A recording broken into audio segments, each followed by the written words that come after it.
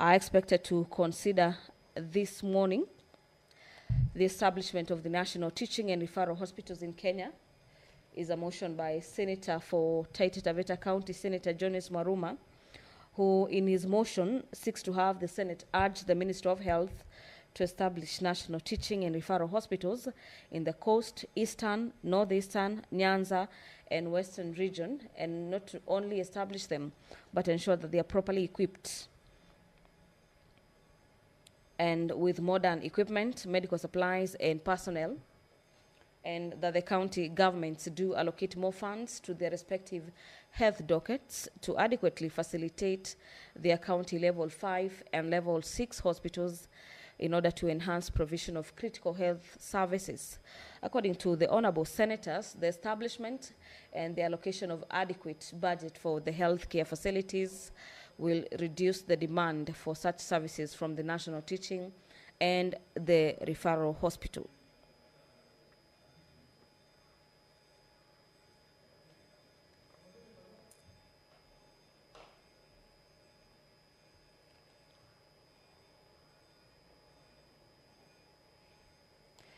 The report of the Liaison Committee on the activities and operations of select committees during the third session of the Senate for the period of 2024 is a motion by the Chairperson Liaison Committee lined up for consideration this morning, that the Senate notes the report of the Liaison Committee on the activities and operations of the select committees during the third session of the Senate in the year 2024, pursuant to Standing Orders number 224, subsection 2, and the Committee on Liaison laid its report on the table of the Senate on Wednesday, 28th of May, the year being 2025.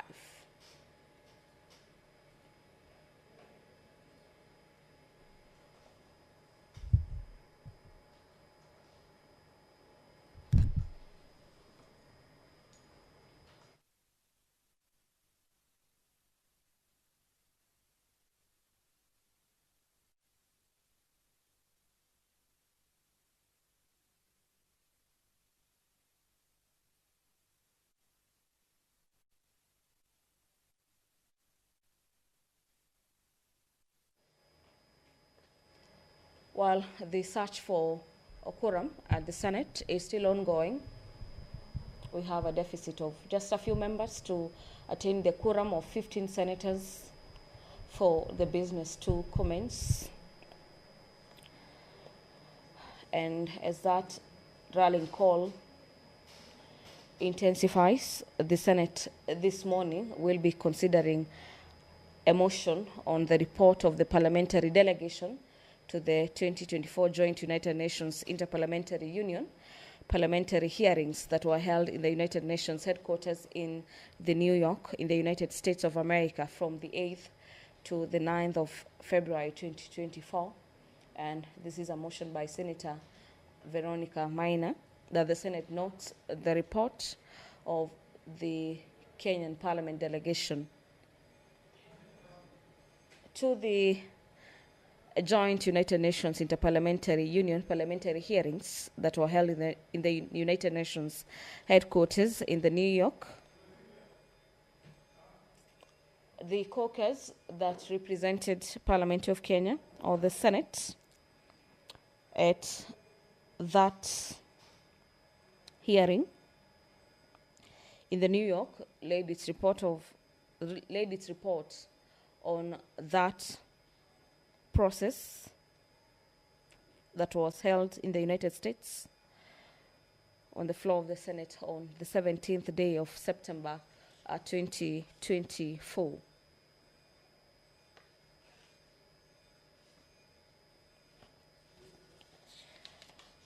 It is a full entry on the paper this morning with a lot of agendas for consideration by senators this morning. We are awaiting the quorum to be attained, whereby we have the quorum bell on ring mode to allow senators to make their way into the chamber this morning to allow the House raise quorum.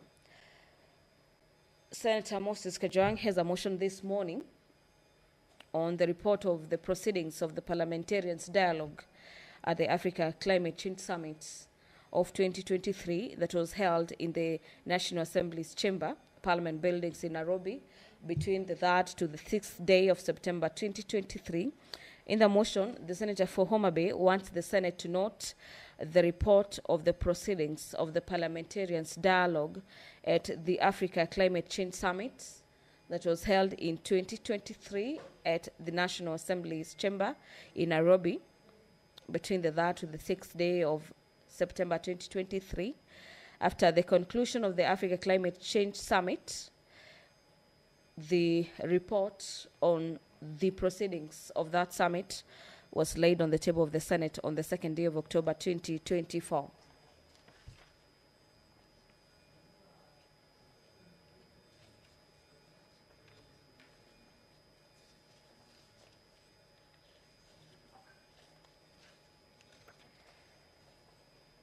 This morning, a lot is expected to transpire. Bearing in mind, we expect 3 cabinet secretaries from the National Treasury, from the docket on energy, as well as the CS for mining and blue economy, as well as maritime affairs, to appear before the Senate this morning to answer some of the questions raised by senators.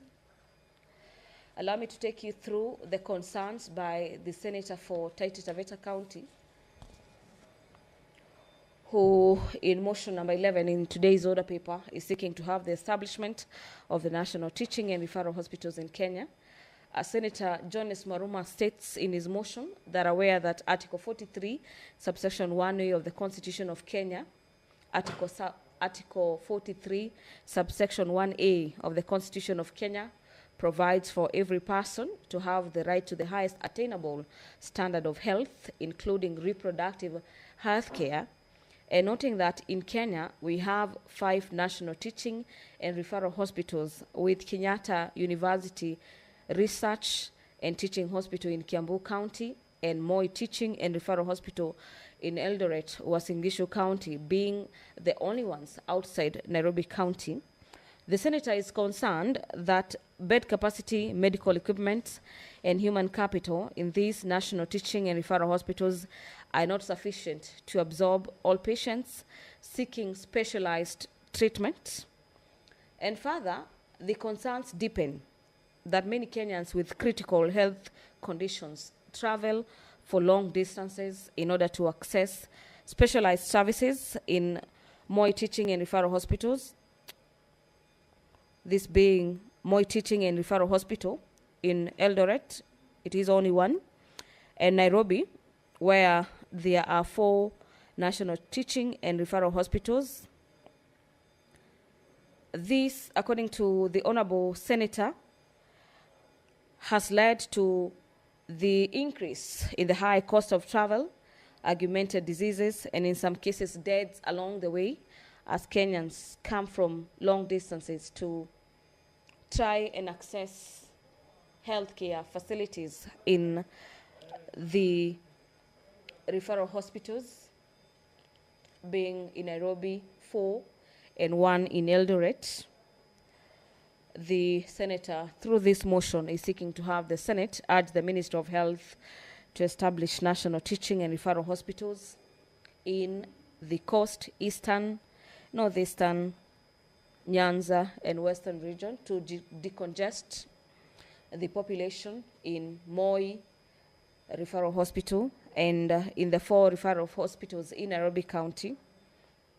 The Senator is also pushing for the fully equipment of the referral hospitals, 6 of them, that will be established, and that they should have adequate personnel and medical supplies.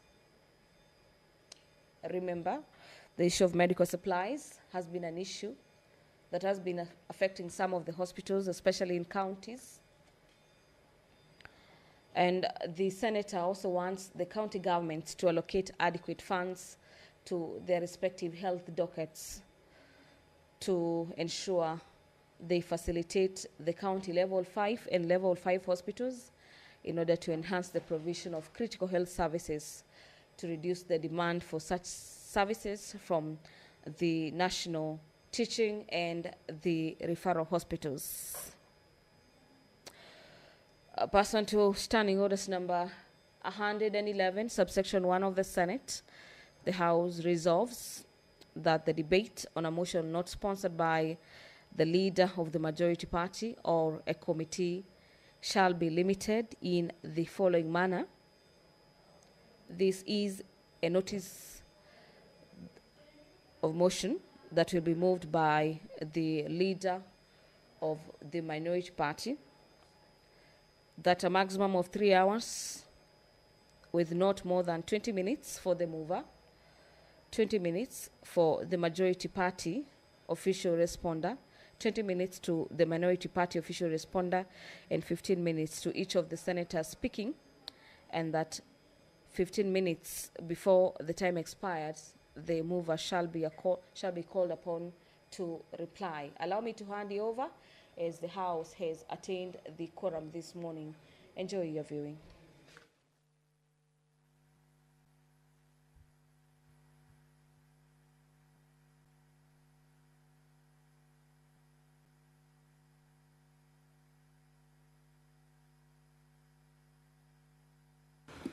Honorable Senators, we do have quorum now. Clerk, you may proceed to call the first order, please.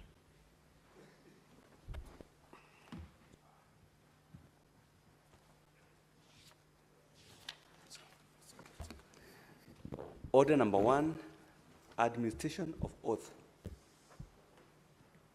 Order number 2, communication from the chair. Order number 3, messages. Order number 4, petitions.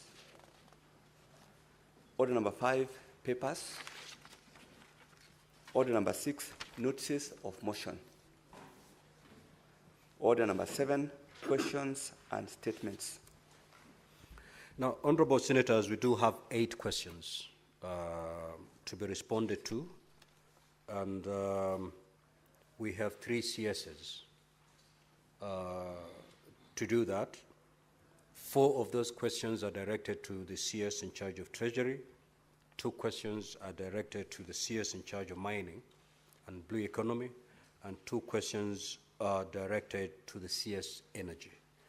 Now, looking at the time, Honorable Senators, we need to agree on how we're going to manage time. We are going to start with the CS Treasury, who is going to take us to 11:30, responding to 4 questions, meaning each question is going to be allocated 22 minutes. So at the end of the 22 minutes, we're going to stop and move to the next. If we don't do that, then we're going to overrun the runway. From 11:30 to 12:15, we are going to interact with CS Joho, who has 2 questions. He'll be with us for 44 minutes. And thereafter, from 12:15 to 1 p.m., we are going to interact with the CS in charge of energy, giving him 44 minutes. So, Honorable Senators, if 22 minutes lapse, it doesn't matter how heavy my dashboard is, we have to move to the next question to save on time. Clerk, do we have the CS Treasury in the House? Thank you. Honorable CS, welcome back to the Senate. We have listed 4 questions that are directed to your ministry. I will therefore proceed to invite the Senator for Kitui, the Honorable Enoch Wambua, to ask question number 034.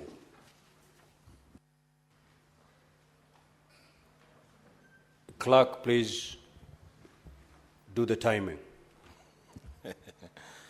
Thank you, Mr. Speaker. Given that we have 22 minutes for this one, I will spare CS a few things that I wanted to say. Let me just go straight to the question. Question number 034. One CS, what is the current status of pension disbursements to former members of parliament who served between 1979 and 1992? B, has the National Treasury undertaken any review or adjustment of these pensions to ensure they remain fair and sustainable, considering the rising cost of living and inflation over the years? And lastly, what policy measures has the government put in place to ensure pensions align with prevailing economic conditions? I thank you, Mr. Speaker. Honorable CS, you may proceed to respond, bearing in mind that we have received a copy of your response, and therefore, if you may paraphrase, we are necessary to save on time. Proceed, Honorable CS. Thank you very much, Mr. Speaker. In the interest of time, I'll try my level best to paraphrase and summarize my response without losing content. Now, I rise to address a question that was raised by Senator Enoch Wambua that is question number 034. Regarding pension disbursement to former members of parliament who served between 1979 and 1992. The current status is as follows. Honorable Speaker and honorable members, former members of parliament who served between 1979 and 1992 were eligible for pension benefits have been receiving payments in line with the Parliamentary Pensions Act, Cap 196, as revised in 2012. And this revision significantly enhanced their pension entitlements by adjusting the actuarial factor from 1/600 to 1/300. Effectively, this doubled their pension benefits. And as a result, these former members of parliament received a revised pension lump sum and an adjusted monthly pension following the implementation of this Section 8.2 of the Cap 196, revised in 2012. But there are also further efforts to review the pensions which have been guided by the recommendations of a Kiumi Tribunal, which was appointed by the Parliamentary Service Commission to review the terms and conditions of the service for members and staff of Parliament. To implement these recommendations, several legislative attempts have been made. So there have been several attempts to amend the Act to accommodate the Kiumi recommendations, which was recommending at least a living pension of $1,000 per month. There was the Parliamentary Pensions Amendment of 2019, which the bill which lapsed in January 2019. Then there was another Parliamentary Pensions Amendment Bill 2019, sponsored by Honorable John Mbadi, was MP then, and this was rejected on 24th of September 2020 following presidential reservations. It was passed by Parliament but rejected by the President. Then there is the Parliamentary Pensions Amendment Bill by Honorable John Waluke. This is the bill in 2023 to implement 100,000 minimum pension. However, it faced opposition first from the National Treasury, which raised concerns about fiscal sustainability, and of course the SRC, which also deemed the proposal unconstitutional. The Parliamentary Service Commission recommended further consultations with stakeholders. So those three reasons made the bill not to see light of day. So in light of these concerns and presidential reservations, the Parliamentary Departmental Committee on Finance and National Planning recommended the rejection of the bill in its entirety, which was done. Now, review and adjustments to ensure fair and sustainable pensions, as has been asked by the honorable member.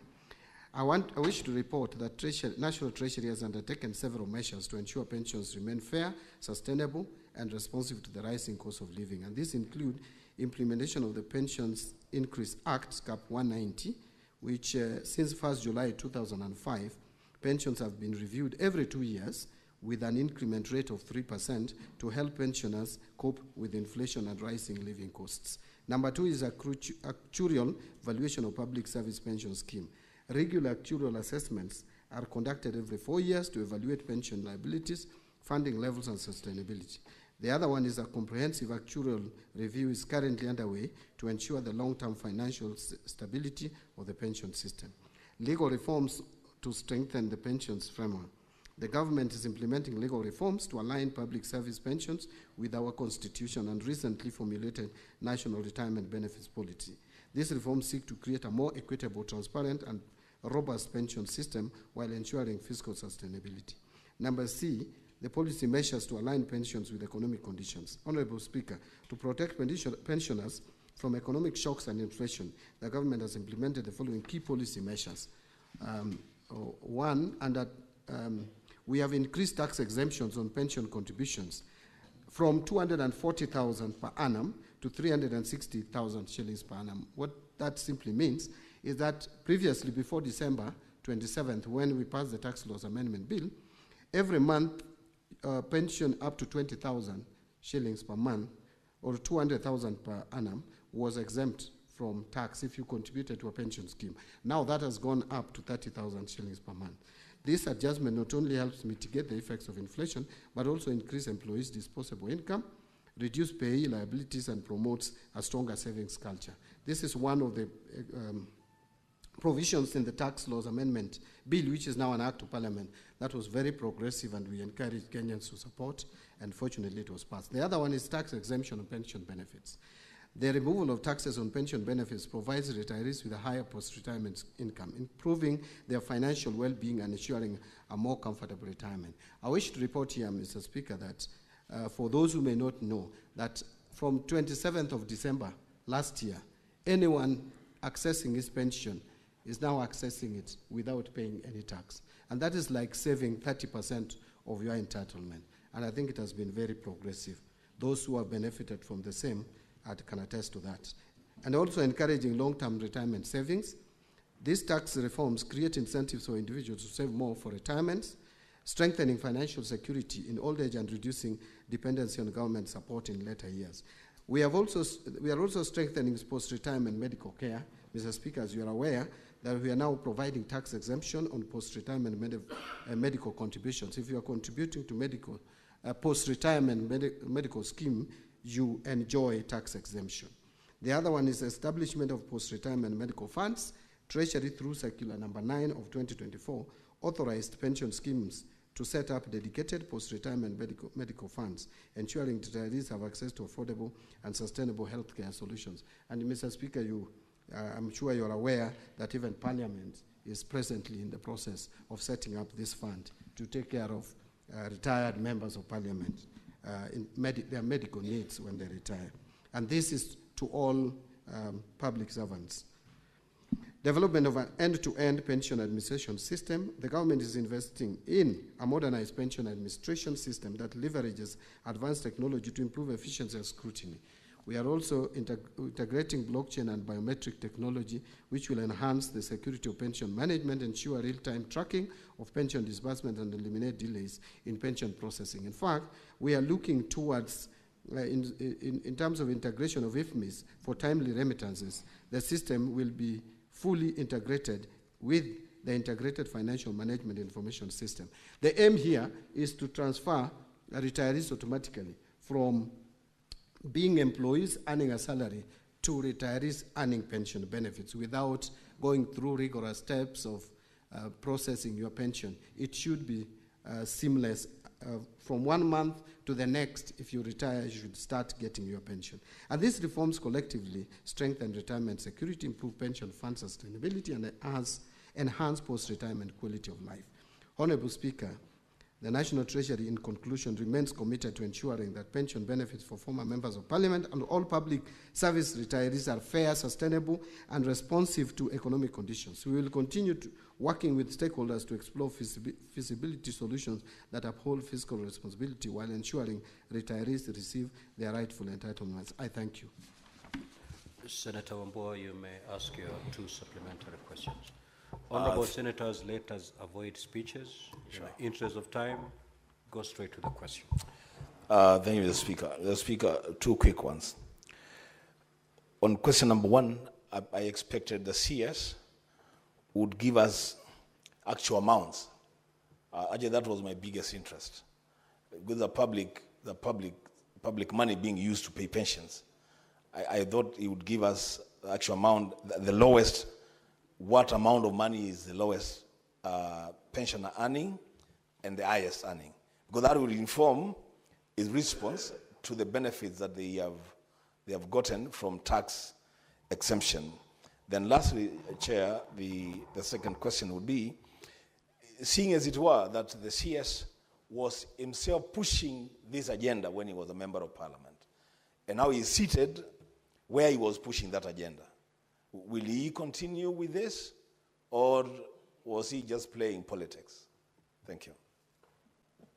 Honorable Pierce, CS rather.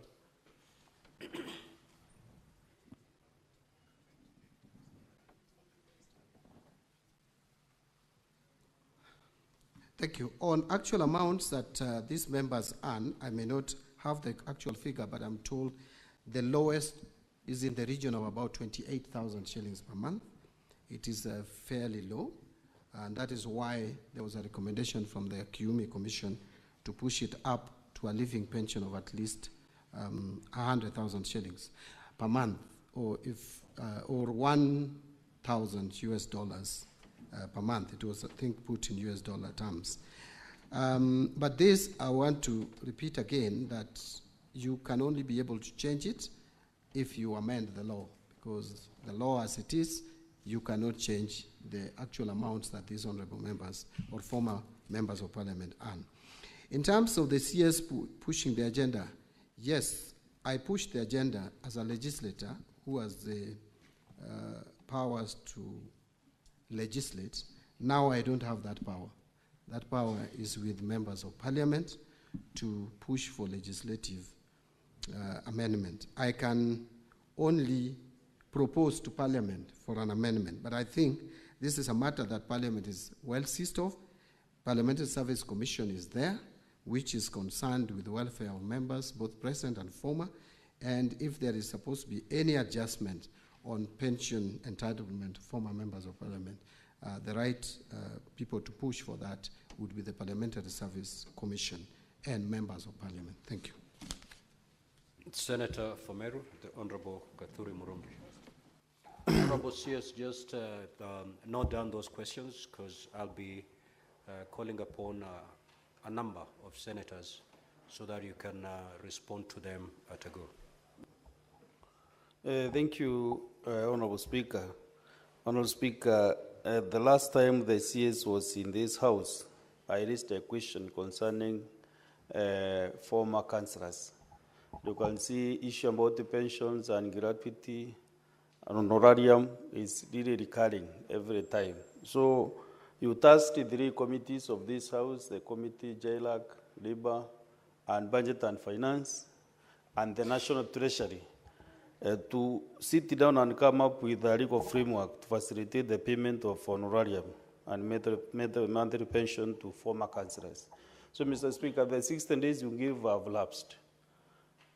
So I was, because the CS is here, I was looking at all the 3 chairs, none of them is in this House, because he is also party to this issue, whether maybe he can give a word on how far they have gone with that discussion on the legal framework, because that is what he said, that is what is lacking, so that he can release the money to the former councillors. Thank you, Honourable Speaker. Senator Boni.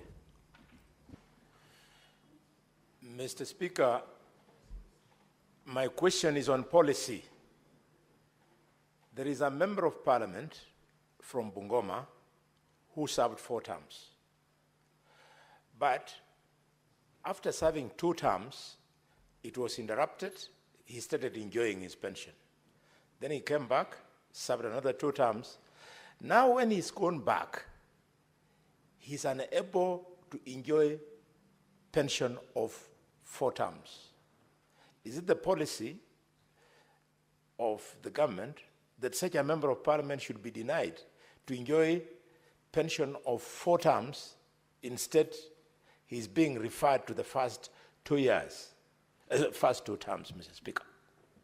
Senate Majority Leader. Mr. Speaker, a quick question. I have on my phone messages to the effect from the people that send me to this house that when will the minister stop this practice where when public servants retire, they have to spend the next near 2 to 3 years chasing their pension file at Bima House. Mr. Speaker, many of them retired teachers, doctors, public servants. I have seen from the response of the minister that they are they're actually inputting an integrated blockchain and biometric technology. The only thing that is missing from the minister's answer is when. That's very important for the people that vote for me to come to this house to know that when they serve the public and eventually they retire, then they will receive their pension at the next month after, because that is how modern world should work, Mr. Speaker. Therefore, that's my humble request to the minister to know when. I thank you, Speaker. Senator John Newton.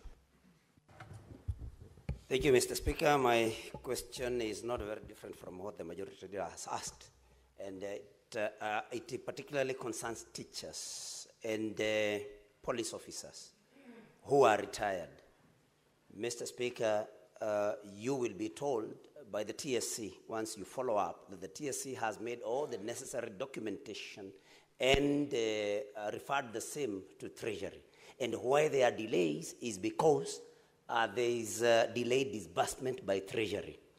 And Mr. Speaker, I would want the CS to tell us what he is doing to prevent abuse of Article 223, because that is clearly where the problem with delayed disbursements are happening, where money set aside for a particular purpose like this for settling, for sorting out pensioners under Section 223, Article 223, then such monies are drawn and taken to other use.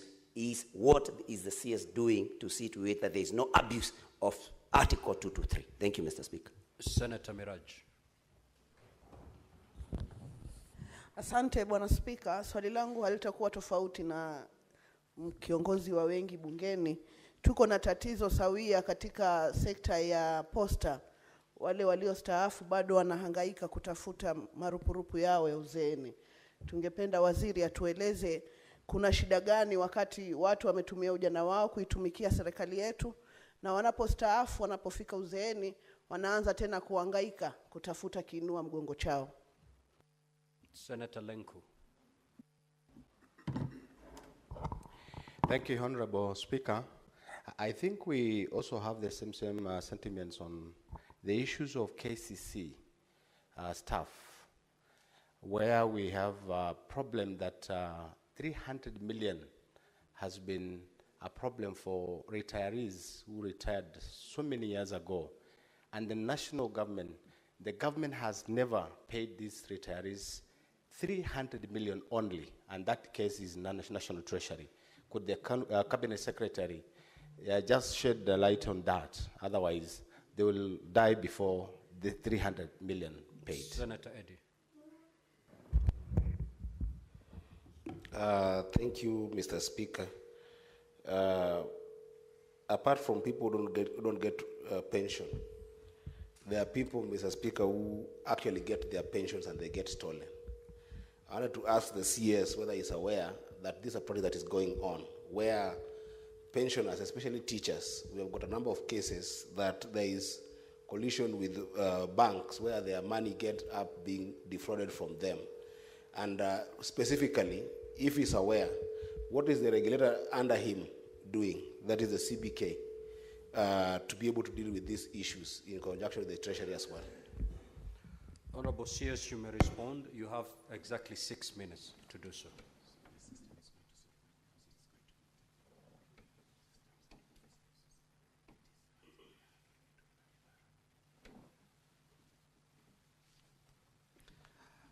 Thank you, Mr. Speaker. I don't know whether we will still address question number 048, because it's like we are the supplementary questions to the question. Those that you feel will be answered through your response to question number 048. You need not respond to them now. On the question of the team that was supposed to be put together to look at the issues of former councillors, I thought this was supposed to be Senate-driven, Parliament-driven, and I don't think we have got communication to the effect of putting our team in the team. But I think it's something that I can follow with the committee chairs, because I don't think we have made much progress on this. On the question that Senator Boni Alwale asked on policy regarding members of Parliament who serve for the 2 terms, don't win re-election, and then starts enjoying pension, and then when they come back. It is the way the law is crafted now, that once you enjoy the pension, when you come back, either you choose to pay, to buy back the pension, and then you continue, and then when now you retire, the 4 terms will be counted cumulatively, or you forfeit, or you forgo. So, but there is an amendment to that effect that is being processed, so that we can allow former members who served for some terms and have come back to enjoy seamlessly the pension without that kind of a challenge. But the way the law is today, if you start enjoying benefits of pension, like myself today, if I come back again to Parliament, then I have to either buy back that period that I enjoyed the pension, or I forgo. So that is the law as it is today. Majority Leader, I agree with you that there's been challenges in terms of when pensioners leave employment and get into pension, they wait for too long to get their pension because of system challenges, but there are also other issues around delayed payment of pension, some of which is with those agencies or ministries where they're working, where you find the processing of files become a challenge, that files are lost, members move from one office to the other. We have even had cases reported of corruption getting into the system, and that is why we want to integrate the system. We want to automate the system. When you leave system to manual, there is bound to be abused, and that is what the ministry is taking steps to ensure that that is dealt with. Now, I think Senator Fumuranga is asking that the abuse of Article 223 is the one that is denying pensioners money or reallocation of pension fund. I am not aware of any pension allocation that has ever been reallocated in any way. Actually, if there is any particular location that is always ring-fenced, it is the pension, it is the CFS going to pension. So that is not correct. Yes, there could be abuse of Article 223, which we are trying to work on, but again, you'll also agree with me that that article was not provided in the Constitution in vain. The people of Kenya considered that there could be circumstances that would merit or warrant provision of additional funds that was not appropriated by Parliament or National Assembly for that matter. So if there are abuses, those abuses have to be dealt with, because this one is within the powers of the Cabinet Secretary for Finance.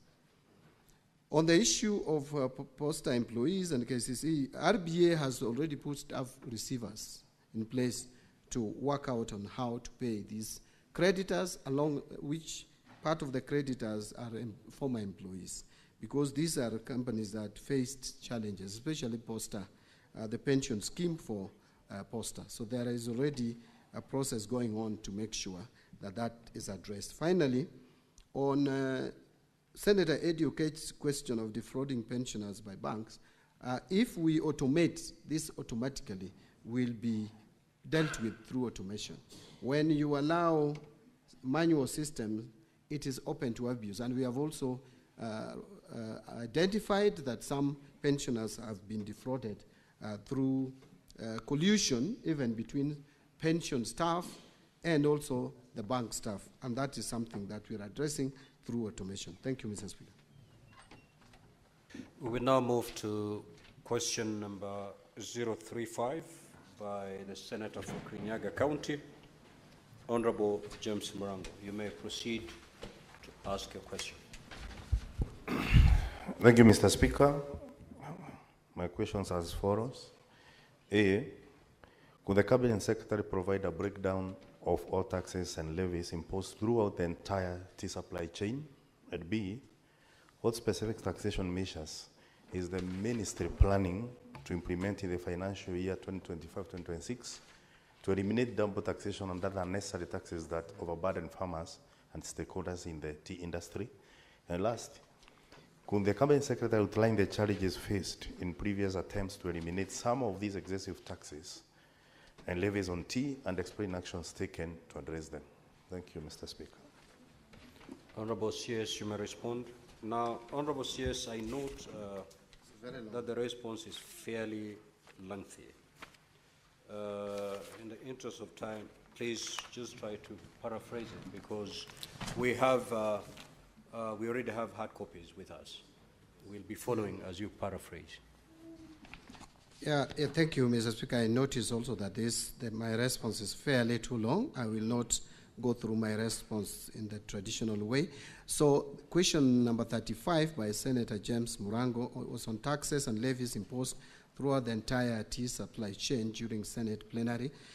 The first page is basically talking about the significance and importance of tea as the tea subsector as one of the drivers of economic growth in this country. We all know the contribution of tea to our economy. So I've just explained that in line with the bottom-up economic transformation agenda, or better if you like. Now, in the financial year 23-24, the government implemented a number of interventions specifically for the tea subsector, which included provision of processing equipment to tea cooperatives and establishment of a tea value addition hub and promotion of investment into the hub, export market development and export promotion, and provision of fiscal incentives and establishment of warehouses for value-added tea in key development markets. So these are reforms that are ongoing. I've also indicated how much tea has been contributing to our economy. Export earnings, I've already also explained how much we are getting in terms of export earning contributed by tea subsector. So in the financial year 25-26, as outlined in our budget policy statement of 2025, the government will be executing the following key intervention to further boost the tea subsector, and that is already enumerated: value addition, market development, farmer support. So these are explanations about what the government is doing, and infrastructure, putting up infrastructure, especially like in Dongo Kundu, special economic zone, and constructing research and development facilities for tea. So coming back to the question, where I was asked to explain or provide a breakdown of all taxes and levies imposed throughout the entire tea supply chain, I want to say that tea subsector benefits from numerous tax incentives, in fact, that supports its growth and sustainability, making it a thriving subsector.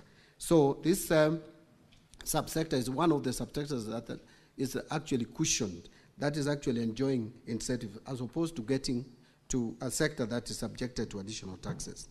So there is no VAT. I've just explained some of the exemptions or tax incentives, especially on VAT.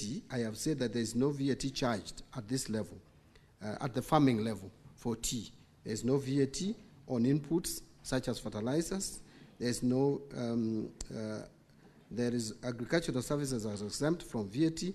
Agricultural farming tractors are exempt from VAT.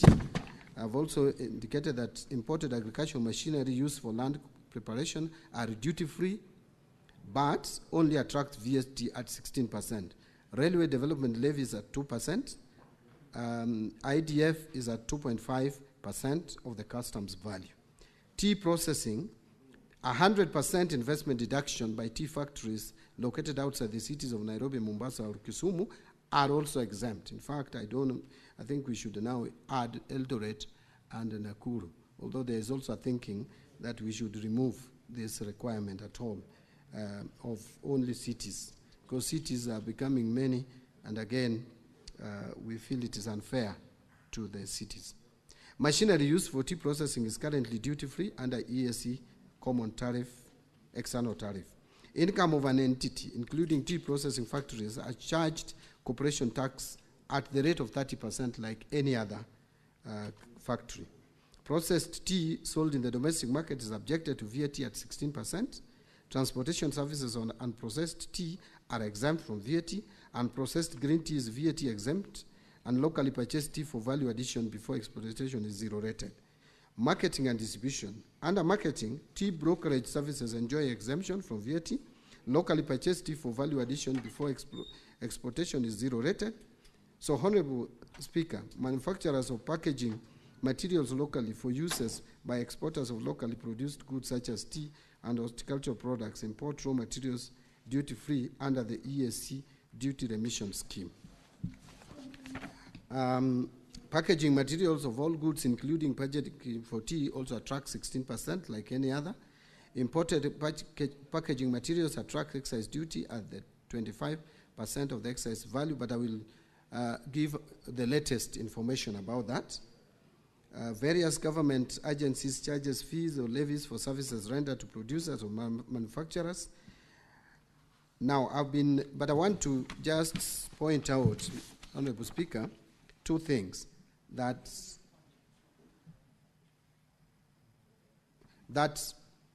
in the finance bill of 2025, we have done two things. Number one, we are proposing to exempt packaging materials used for tea and coffee from VAT. This exemption will only apply when packaging materials are imported or locally purchased, with a recommendation from the Cabinet Secretary responsible for agriculture, given that the use of these materials isn't exclusive to coffee and tea packaging. This measure aims to protect these crucial sectors while also safeguarding government revenue. But the second thing that we have done is under custom duty. On the custom side, Mr. Speaker, last year, Kenya was granted a stay of application of the ESC Common External Tariff on certain paper products to apply a higher duty rate of 25 to 35% to support domestic packaging materials. However, this negatively impacted exporters, such as the tea industry. To address this, Kenya did not request an extension of the stay of application of the ESC Common External Tariff on these paper products during this year's ESC pre-budget consultations, which I led in Arusha. And actually now, Mr. Speaker, I want to report that we have gone back to the ESC CET rates of 10% like any other country in the East African region. On question number 35B, what specific taxation measures is the ministry planning to implement in the financial year 25-26 to eliminate double taxation and other necessary taxes that overburden farmers and stakeholders in the tea industry? I wish to respond as follows. I would like to clarify that there is no double taxation in the tea subsector. As regards to specific tax measures for the coming financial year, we are currently reviewing submissions from the public, but we have already reviewed the submissions from the public anyway. I think this answer should be amended to read that we have already considered and have just read some of the steps that we are taking to reduce taxation, which would support the tea subsector. So I have mentioned that the various incentives. I don't want to repeat them again. I want to go straight to 35C, Mr. Speaker. Could the Cabinet Secretary outline the challenges faced in previous attempts to eliminate some of these taxes and levies on tea and explain action taken to address them? I wish to respond as follows. While there may be challenges affecting the tea subsector, Honorable Speaker, the national government continues to extend numerous incentives to the subsectors outlined above. From consultation with the regulations of the tea subsector, various actions by various government entities are ongoing to address the burden of the fees or levies in the tea subsector. Some of these measures include enactment of Tea Act 2020, which reduced the management fee payable by tea factories from 2.5% to 1.5%, thus saving tea farmers approximately 1 billion annually from management fee to Kenya Tea Development Authority. There is the ad valorem levy of 1% of the customs value of exported teas, which was scrapped in 2016. The agricultural produce cess of 1% of green leaf was also scrapped in 2016, saving quite significant amount. And since July 2016, the government replaced the levy scrapped with a government grant to fund operations of Tea Research Institute and Tea Board of Kenya, which support the tea industry development programs such as research in tea, trade promotion, and market development, amongst others. In conclusion, Honorable Speaker, Kenya's tea industry remains a vital pillar of our economy, supporting millions of livelihoods and contributing significantly to national development. Through the bottom-up economic transformation agenda, the government is committed to strengthening the tea value chain to ensure sustainable growth. I thank you. Honorable Senator James Morango, you may ask your 2 supplementary questions. Asante sana, Mstahiki Speaker. Mstahiki Speaker, swali langu la kwanza zilikuwa kwa takwimu waziri aweze kupeana zile anda na kondi zote ambazo zinalipwa na wakulima majani chai. Mstahiki Speaker, nimeona amejibu na kusema venye serikali inafanya ambayo ni sawa, lakini jibu langu hakujibu. Mstahiki Speaker, kulingana na nakala niko nazo, mkulima majani chai kutoka mbunge la kitaifa, kutoka serikali kuu mpaka zile za ugatuzi, analipa anda na kulipa kondi tofauti 42. Na nilipokuwa mwenyekiti wa kamati ya ukulima, tulikuwa tumekaa chini na kuwa tumeelewana kwamba serikali itajaribu kupunguza hizi. Lakini kwa sababu ambazo sijaelewa, waziri hakuziweka wazi. Kwa hivyo ningetaka kusema, Mheshimiwa Speaker, kwa swali hilo sikuridhika na majibu ambayo waziri amepeana siku ya leo. Kwa sababu, Mstahiki Speaker, nilikuwa natarajia kama ni taasisi ama halmashauri ya kuokota kondi, inaokota kondi zaidi ya 5 hapa.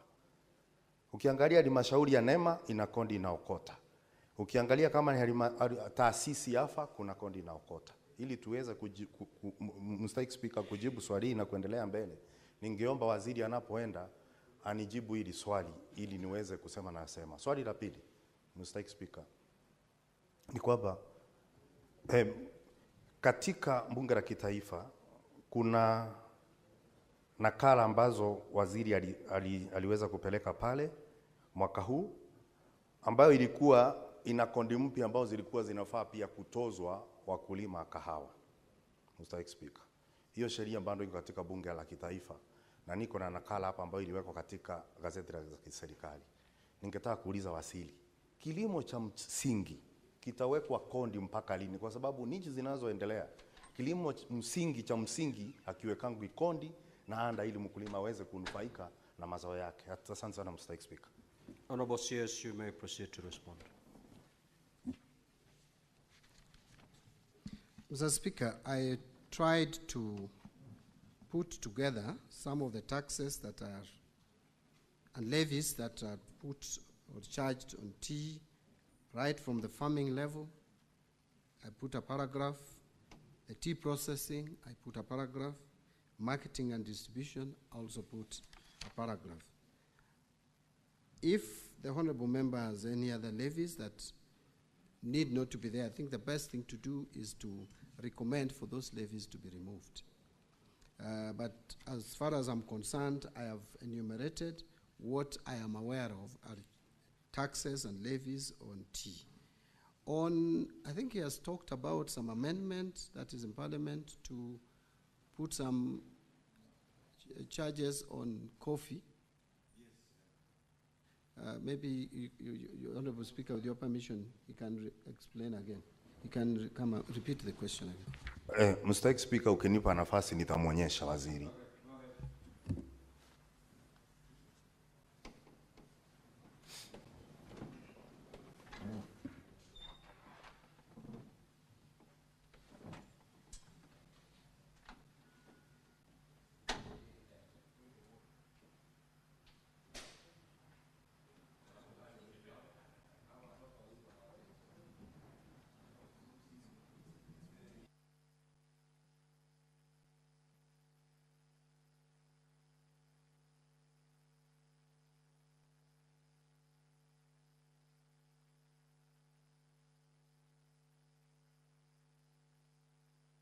Honorable CS, if you need time to acquaint yourself with that particular document, you may say so. Yeah, Mr. Speaker, I'm trying to check because my understanding was that we were reducing those rates.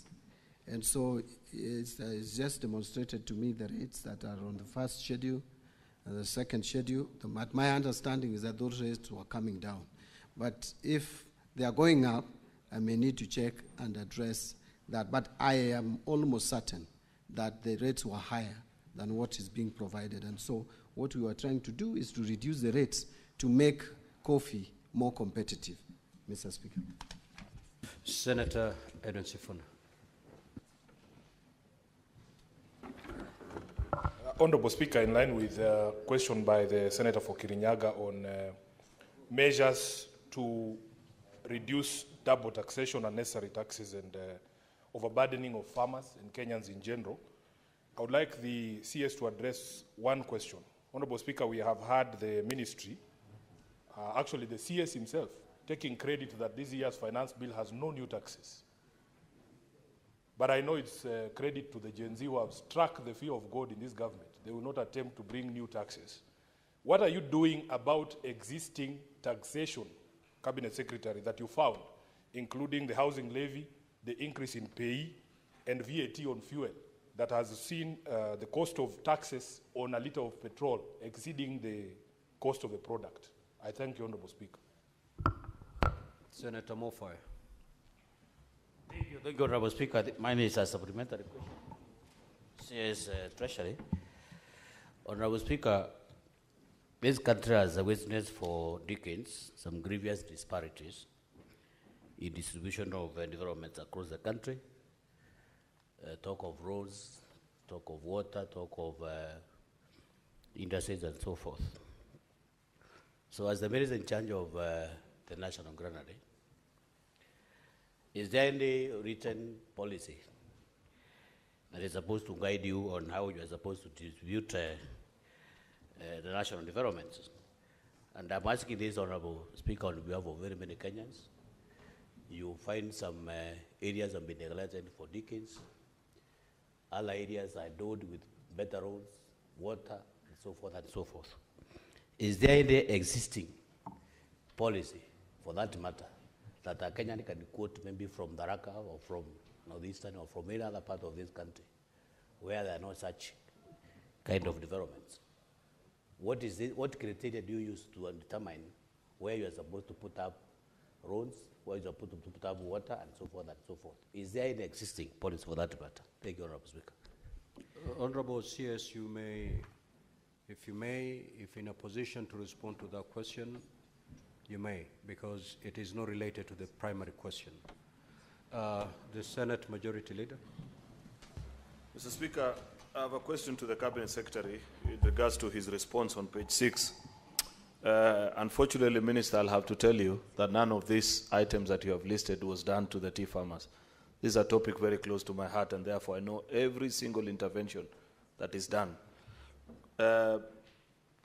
In the fiscal year that you're referring to, 2023-2024, you have quoted in your response, Mr. Minister, that there was provision of processing equipments to tea cooperatives. It is now in this financial year that there's an attempt to put 3.5 billion shillings to support aging tea factories. And even that, I'm not sure whether the National Assembly Budget Committee will maintain it.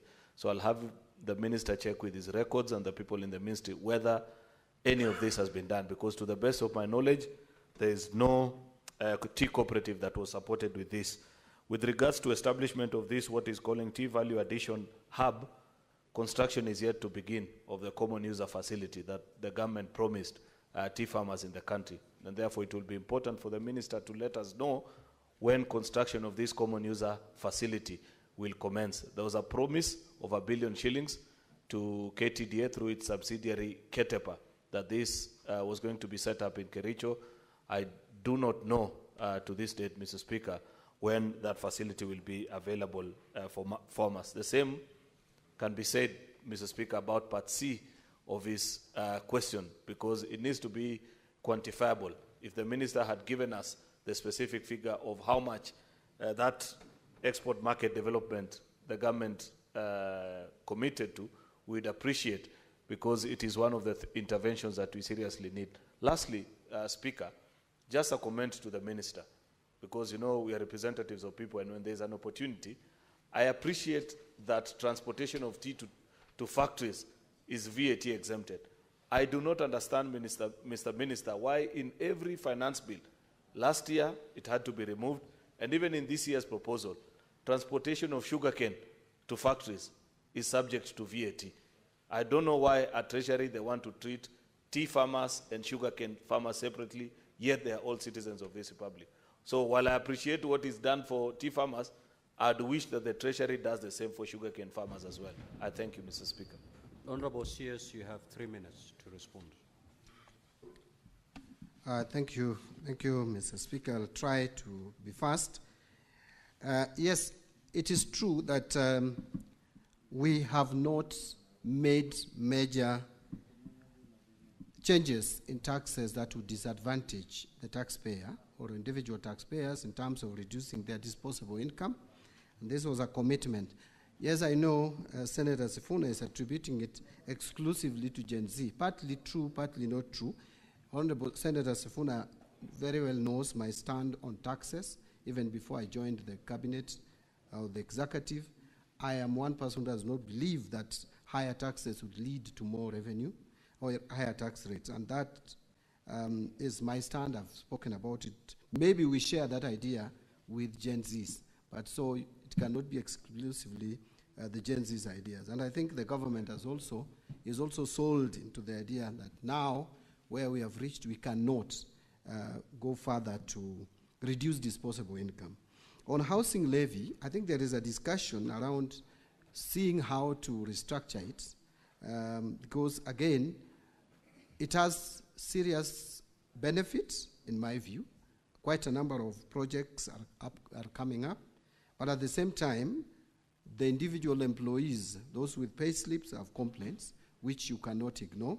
So a lot of restructuring is going on, and I am sure that more pronouncements will come in due course. On the issue of payee, again, also we are looking, actually this financial year, when we were preparing the finance bill, we even did some simulation on how to reduce the pay as you earn. But what stopped us from implementing it with this finance bill, and I think we are going to consider it in the next finance bill, alongside the reduction of corporation tax or corporate tax from 30% to 28%, we considered reducing to 28%, was the failure by KRA to meet its revenue targets. And so we thought that as we carry along with the reforms at the KRA, we should not be doing too many things at the same time. First, let us see what the reforms at KRA, in terms of automation and in terms of making it efficient, is yielding to us. Then we can now move to the next step of reducing the tax rates to increase disposable income. But it is an idea that I support, Senator Sifuna. And that also goes to the heart of fuel levy or road maintenance levy. On distribution of development across the country, yes, Senator, it is true, Mr. Speaker, that over the years since independence, that we have not been very fair and objective as a country in terms of distributing or budgetary allocations to regions. And this is what has brought the tension that we have in the country, where people believe that for you to get development, then your people should be the ones in power. And I think devolution was meant to cure this, but it's still at the same time, still it has not been fully cured. We are trying, and it is not something that you are going to do in a day, to try as much as possible to be equitable in the distribution of resources. And I think the budget that we have produced addresses it to some extent. It has not fixed it, but addresses it. Take, for example, and I've given this example, that since independence, the children in Tana River have been eaten by crocodiles as they crossed River Tana going to school. For bridges, one bridge costing just 100 million, yet you find many of us have tarmac roads up to our homes. It is not fair. So many of us have tarmac roads up to our homes. So many of us have piped water in their houses, even in rural areas. Yet Tana River, those children, for just 100 million, have been eaten by crocodile. That is that we cannot live in such a country of iniquity. So, inequitable resource distribution. Remember, for the first time, I want to say here, Dadaab constituency, for example, is going to see 30 seconds more. The first tarmac road. And I can go on and on. You see the first major road in northern Kenya being under construction since independence, from all the way from Meru, Isiolo, going to Garissa, Wajir, all the way to Mandera. 740 kilometers being done in this government to enhance equity. Now, the majority leader talked about, I can just answer the majority leader by saying that I am going to follow through some of these initiatives, including the support to tea cooperatives, common user facility and all that. We have put some allocation in the budget. I hope they will not be taken away by the National Assembly. And then I will make sure that the monies are released or the exchequer is released to support the tea sector. Thank you very much. We now move to question number 048 by the Senator for Kisumu, Honorable Tom Ojenda. You may proceed to ask your question. Thank you, Mr. Speaker. Yes, Deputy Speaker. Honorable Speaker, I'm very much aware that you are constrained by time, but you know, Mr. Speaker, when members are asking questions not related to the subject matter, as we come from areas that you know the best in the world, and under question to the CS, but when now we start digressing and we don't ask the prime questions, Mr. Speaker, then some of us will be lost. So, Mr. Speaker, can you give me a latitude just to ask you one question? So that... Honorable Senators, this is not for me to tell you. The standing orders are very clear.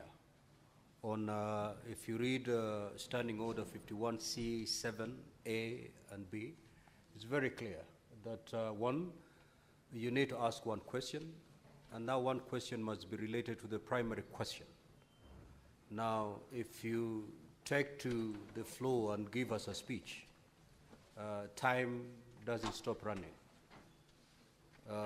For those who feel they have more questions to ask the CS on this particular subject, you can always post that question, and we'll invite the CS to come back. This should not be the end of responding to questions related to taxes on agricultural produce. Senator Tom Ojenda, proceed.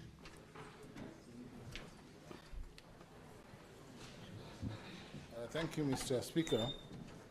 Mr. Speaker, my question number 48 goes to the CS Treasury, CS John Mbadi. It's in three parts.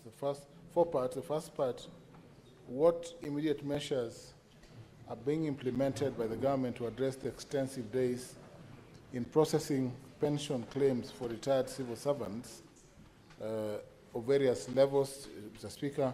And could the Cabinet Secretary provide a timeline for full digitization of pension records and transition to an end-to-end enterprise resource planning ERP system for a more streamlined process? That's part one of the question.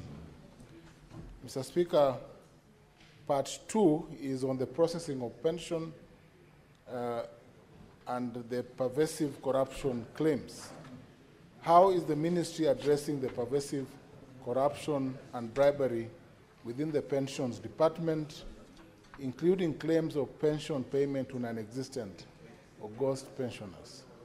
Part three, Mr. Speaker, what is being done to ensure that pension funds, which have persistently faced significant carryovers due to underfunding and liquidity challenges, are prioritized and allocated adequate funding in future budgets? And lastly, Mr. Speaker, part D, could the CS Treasury explain why any proposed regulatory reforms aimed at harmonizing outdated pension laws with contemporary digital financial management practices?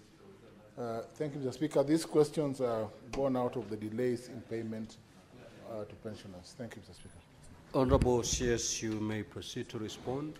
Now we have 15 minutes those 15 minutes to be utilized by the CS in responding to the question, and also to be utilized by honorable senators in asking supplementary questions. Yeah. Now, honorable CS, your response is fairly lengthy. Please paraphrase it to allow honorable senators time to interact with your response.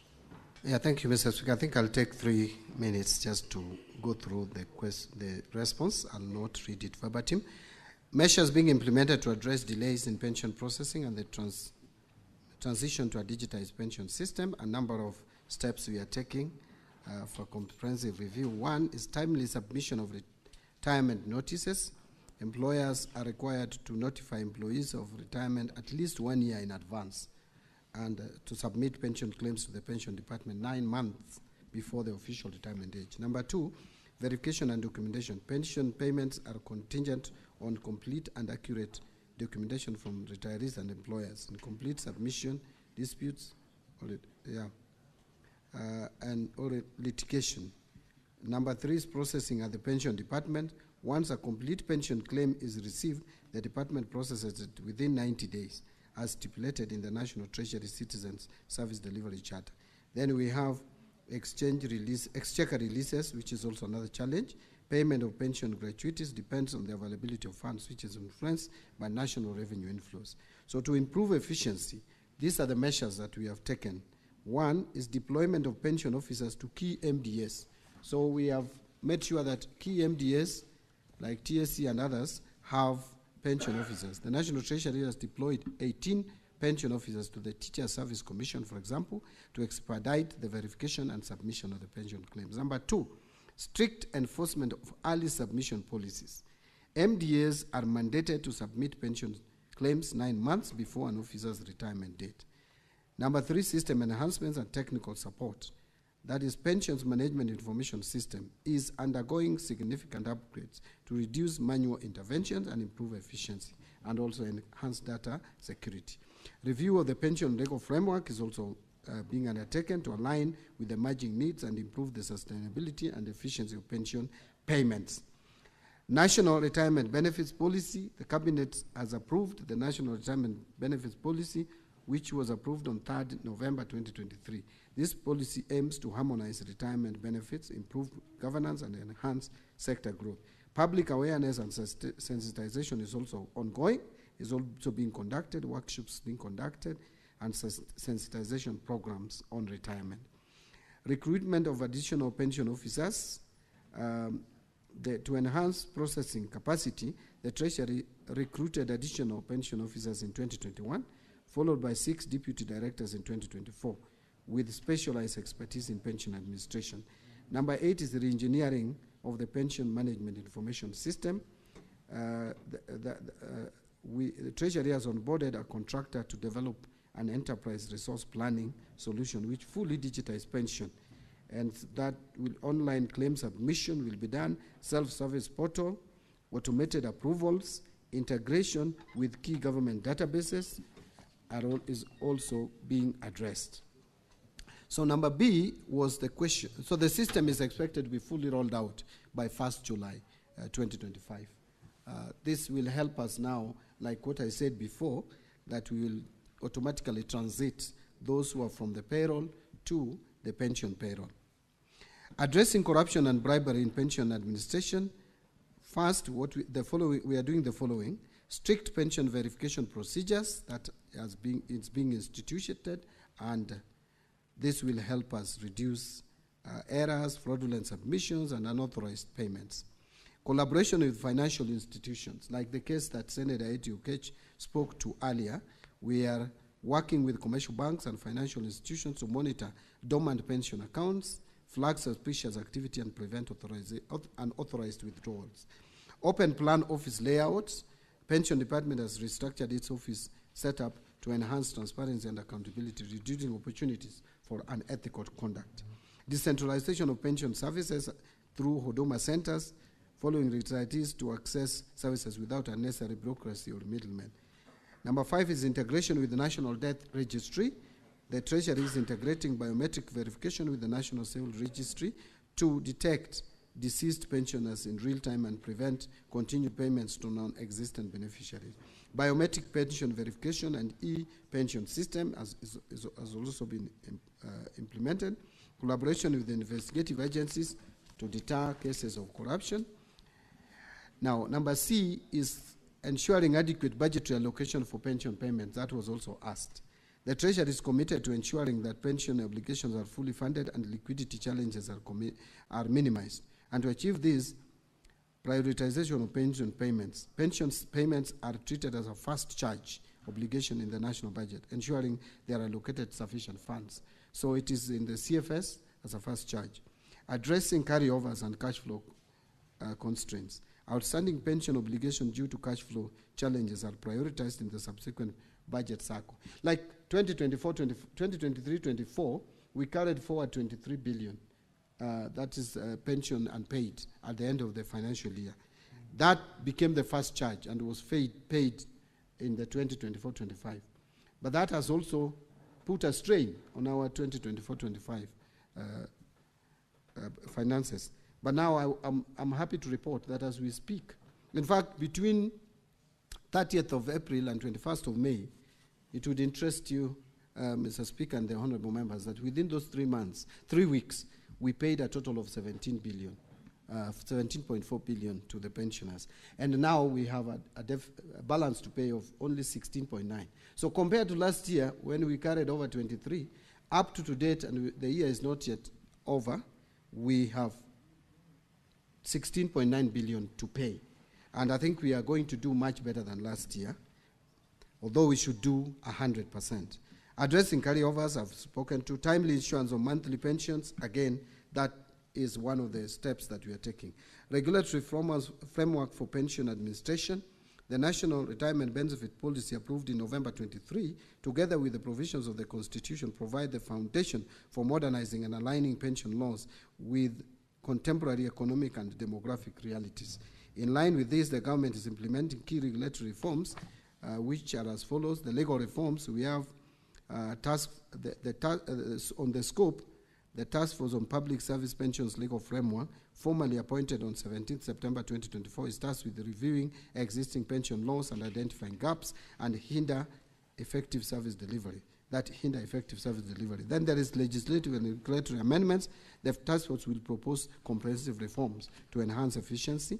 Then we are also doing benchmarking with international standards. The review will incorporate lessons from countries with well-established pension systems to ensure a robust and globally competitive pension framework. Number 2, engineering the pension management information system. Again, I talked about this, eliminating paper-based processes, empowering pensioners with self-service capabilities, accelerating processing through automated approvals, enhancing security and accuracy through system integration. So the key here is automation. If you automate pension system, as we have indicated, then you will solve a number of these issues. And I've said from 1st July, we are onboarding the system, and it will enhance efficiency. Now, finally, I think is reforms to enhance financial sustainability, transition from defined benefits to defined contribution. To enhance sustainability, the defined benefit scheme cannot work, because again, with the life expectancy going up, and with meager or limited resources made available through budgetary provision, we can't sustain this. So the new system of public service superannuation scheme is going to help us a lot in addressing these pension challenges going forward, because we are going to have defined contribution system that is already rolled out, and this has been done out of actuarial calculations, and it is a better system. So in conclusion, Mr. Speaker, the National Treasury recognizes and values the contribution of retired civil servants, remains steadfast in its commitment to ensuring that their pension benefits are processed efficiently, transparently, and without undue delays. The measures outlined above are transformational and will ensure that Kenya's pensions administration is modernized, digitized, and aligned with international best practices. I submit.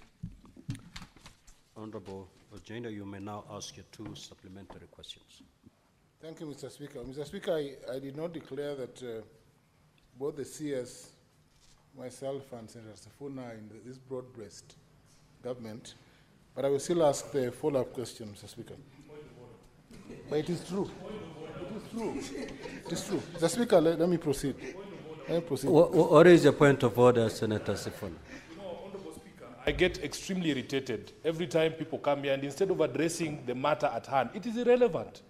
What sort of contribution is that? And we have very limited time to engage with the CS. Could you stop the senator from engaging in side shows? Senator for Kisumu, the rule on irrelevance Mr. Speaker, applies. I will move to the question. Stick the point to the matter at hand, please. Mr. Speaker, that's okay.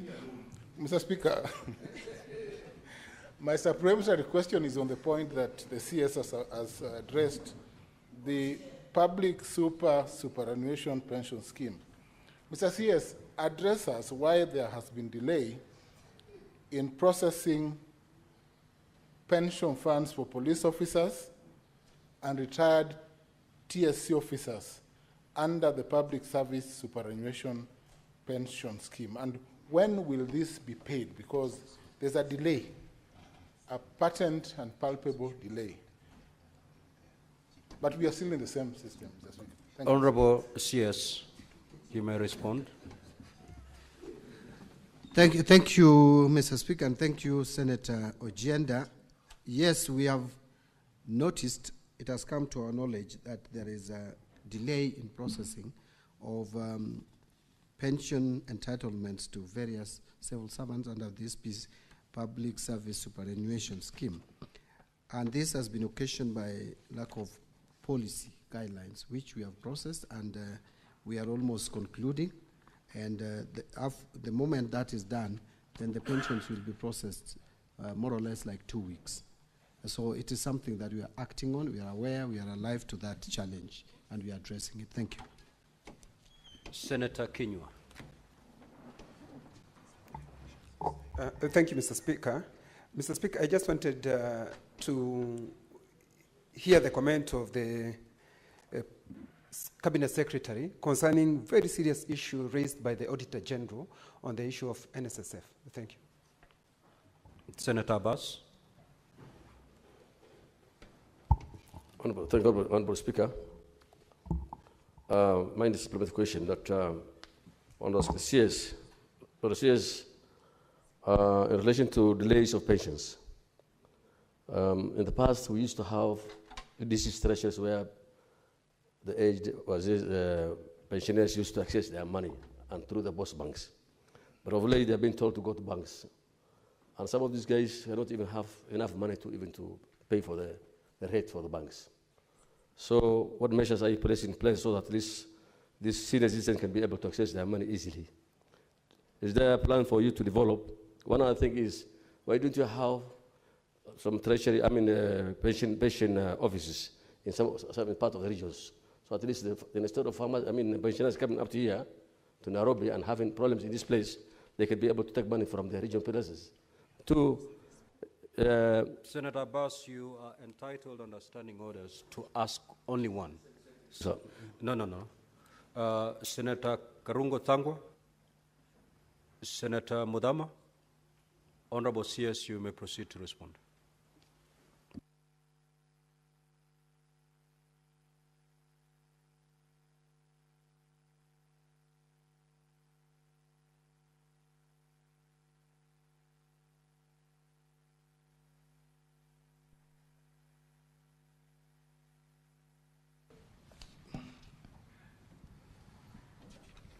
On the question that was asked, is it really working?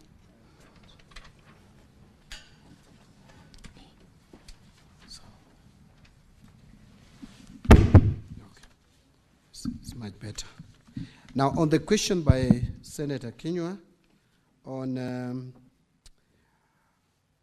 the NSSF, I guess this is a question relating to the release by Auditor General or the Office of the Auditor General regarding the investment by NSSF on some government bonds, and that has some challenges. First, I wish to state that pension funds have some kind of independence in terms of managing the pension investment, and they have they recruit custodians and fund managers to do that and advise them on how to invest, where to invest. So if there are mistakes that they committed in terms of investment, then there is a process that would deal with that.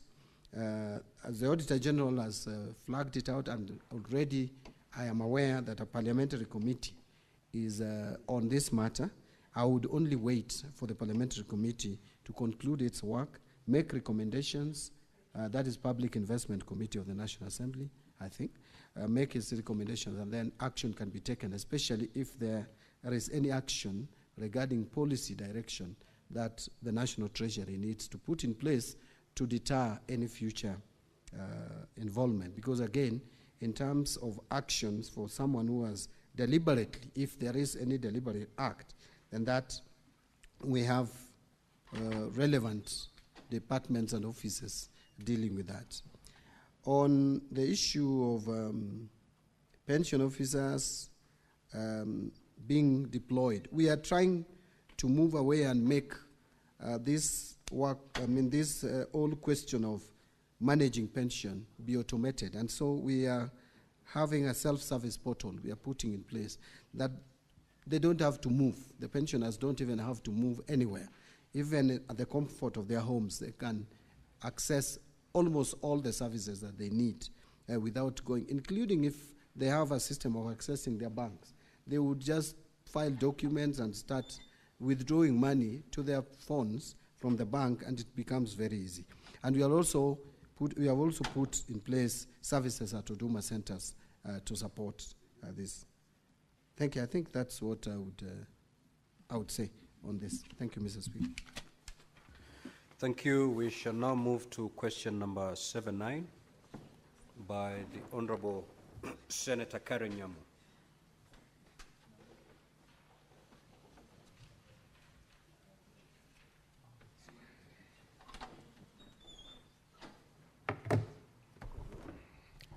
Thank you, Honorable Speaker. I would want to ask this question on behalf of Senator Karen Nyamu. The questions are as follows. Question number 079. 1, could the Cabinet Secretary state the medium-term strategy to reduce the fiscal deficit from 4.9% to a sustainable level? Number 2, what measures is the ministry undertaking to support counties, noting that 2025 budget policy statement project GDP growth at 5.3% and stable inflation, yet county governments face a contracting fiscal space and rising costs? 3, what interventions is the ministry implementing to address the pending bills crisis in the county governments, particularly in Nairobi County, where pending bills have accumulated to approximately Kenya shillings 121 billion, and what mechanism are being enforced to ensure timely settlement for supplier debts and prevent further accumulation? 4, how does the National Treasury plan to manage increased domestic borrowing by the government without crowding out private sector credit and stifling economic growth in light of constrained external financing and the lapse of the International Monetary Fund, Extended Fund Facility, and Extended Credit Facility, and program signed in April 2021? Thank you, Honorable Speaker. Now, Honorable CS, we have 15 minutes within which to respond and also to allow supplementary questions from Honorable Senators. So kindly paraphrase. We already have your substantive response. Proceed. Thank you, Mr. Speaker. Mr. Speaker, in responding to this question, although this is an area that I become sometimes very passionate, but I will not go overboard. So to effectively manage the prevailing fiscal deficit in Kenya, the government through the National Treasury is adopting and has adopted a multi-pronged approach with notable focus on both revenue generation and expenditure control. So you can call it revenue generation and expenditure or fiscal consolidation. So there are several steps or approaches to this. Number one, strengthening financial controls. Number two, diversifying borrowing sources. Number three, improving debt repayment planning. And number four, promoting efficient resource allocation. Those are the steps that we are taking to ensure that we manage, or rather, we reduce the fiscal deficit to manage the debt sustainability. So, for example, in this financial year that we are going to 25-26, we plan to have a budget deficit of about 4.5%, not 4.3 as indicated in the document. We have revised it to 4.5% compared to 4.9, which of this current financial year. Actually, it's going to be about 5.1% this financial year. So we are reducing the budget deficit. The best way to address or enhance or ensure debt sustainability is to persistently and consistently reduce budget deficit year by year. I want to report, Mr. Speaker, that in 2020-2021, the budget deficit was 8.3. 21-22, that came down to 6.2% of GDP. 22-23, it came down to 5.6. 23-24, you see we are coming down. We came down to 5.3, and now we are at 5.1, and we want to move to 4.5 continuously, and in the medium term, we'll be at 2.7. So that is what the reduction of budget deficit will help us on debt sustainability. But then, that can only be realized through fiscal consolidation. Fiscal consolidation here simply means, one, you enhance revenue collection. And that is why we are working on Kenya Revenue Authority, automating their processes and procedures to make sure that we enhance efficiency and effectiveness of that institution. But also, we are working on the other side of managing expenditure. And managing expenditure and managing prudence in use of public funds. Mr. Speaker, I want to report here that one step that we have taken to ensure that our revenues are realistic, because that is one area that has resulted over the years in over-budgeting, which has given us high fiscal deficit. We revised 2025-26 revenue estimates down from 3 trillion and 18 billion to 2 trillion 757 billion. For the first time, Mr. Speaker, I'll report to you that the National Treasury's estimate of ordinary revenue is below the estimate by Parliamentary Budget Office. For the first time. It has always been that the Treasury estimates are higher. So we are doing that to make sure that we are realistic. So on the revenue side, let me brush over or move to expenditure. Some of the things that we are doing to ensure that we cut on expenditure. And again, I want to report here that we reduced our expenditure based on the BPS that was approved by 120 billion just to live within our means. So we are taking steps to actualize fiscal sustainability. The government will sustain efforts to strengthen accountability, transparency, and a revenue mobilization path by the medium-term revenue strategy. We are also strengthening expenditure control and improving efficiency and effectiveness in public spending.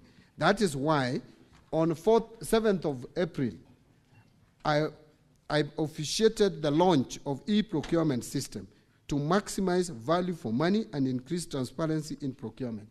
From 1st of July, all government procurements will be done through e-procurement platform, and no one else will be given excuse. Over 3,000 MDAs will all be onboarded, and the onboarding is going on, and we are even training the suppliers, the contractors, on the use of this system.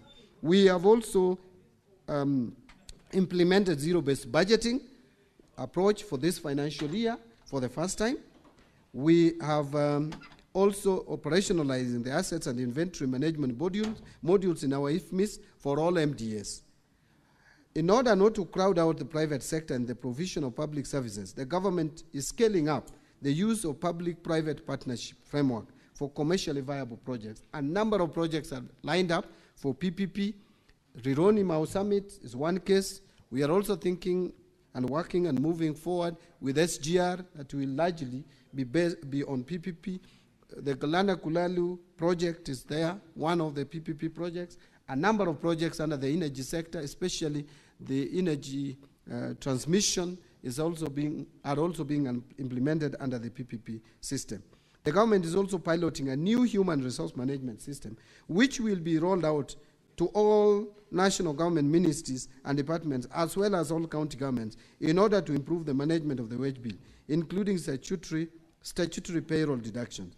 In view of the constrained fiscal environment, prioritization during resource allocation will be critical in ensuring low priority expenditure are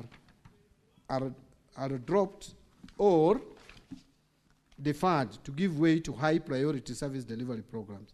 So ministries, MDAs are therefore required to reevaluate all the existing or planned activities, projects and programs to be funded in the financial year of 25-26, and that we did.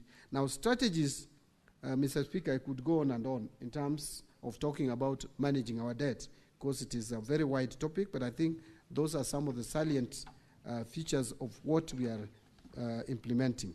On strategies to manage county government funding constraints, first, there is a reason for funding constraints. One is the low ordinary revenue collections over the years. And Honorable Speaker, it is important to note that over the period 2016-2017 to 2024-25, actual ordinary revenue has always been below target, except for 2021-22. And hence, such shortfalls in actual ordinary revenue collections have led to constraints in county government funding. This is real, Mr. Speaker, because we budget, but the resources become a challenge when we don't meet the revenue targets. The need to finance mandatory expenditures under Article 203 of the Constitution, the government has an inevitable need to finance mandatory expenditures under Article 203 of the Constitution. Such expenditures relate to national interest programs such as the security modernization, strategic interventions. This leads to fiscal deficit in financing other major national government functions, which has always occasioned additional borrowing, which continues to distort our fiscal framework.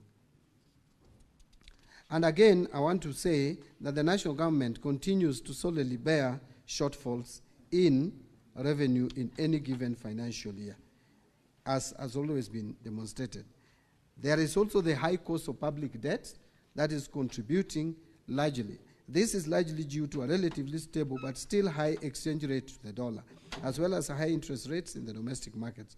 Public debt services in 25-26 will account for about 52% of ordinary revenue, which is higher than the average of 41% over the period from 2017 to 2024-25. So we are going up in terms of percentage of our ordinary revenue that goes towards settling the public debt or servicing public debt.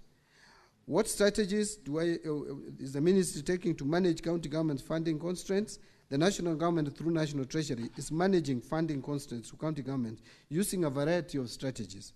By utilizing these strategies in a comprehensive and coordinated manner, the National Treasury has therefore been able to effectively manage funding for county governments and support their efforts to deliver essential services and promote development despite the prevailing fiscal constraints due to expenditure pressures and public debt commitments as shown above.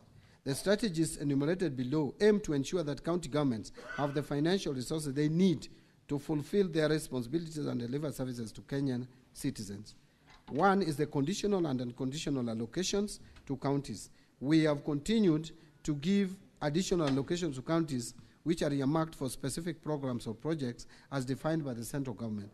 They provide targeted funding for special policy goals or initiatives. And these additional allocations can ensure that certain areas are prioritized and that funding is allocated in a way that aligns with the national priorities. However, the county government's additional allocations bill has always been passed by Parliament late towards the close of financial year, thereby denying counties additional funding for programs under national priorities such as county aggregated and industrial parks, program and community health promoters. We currently have a problem even absorbing this year's budget, county additional allocations, Mr. Speaker, because of how long it took between the two houses to agree.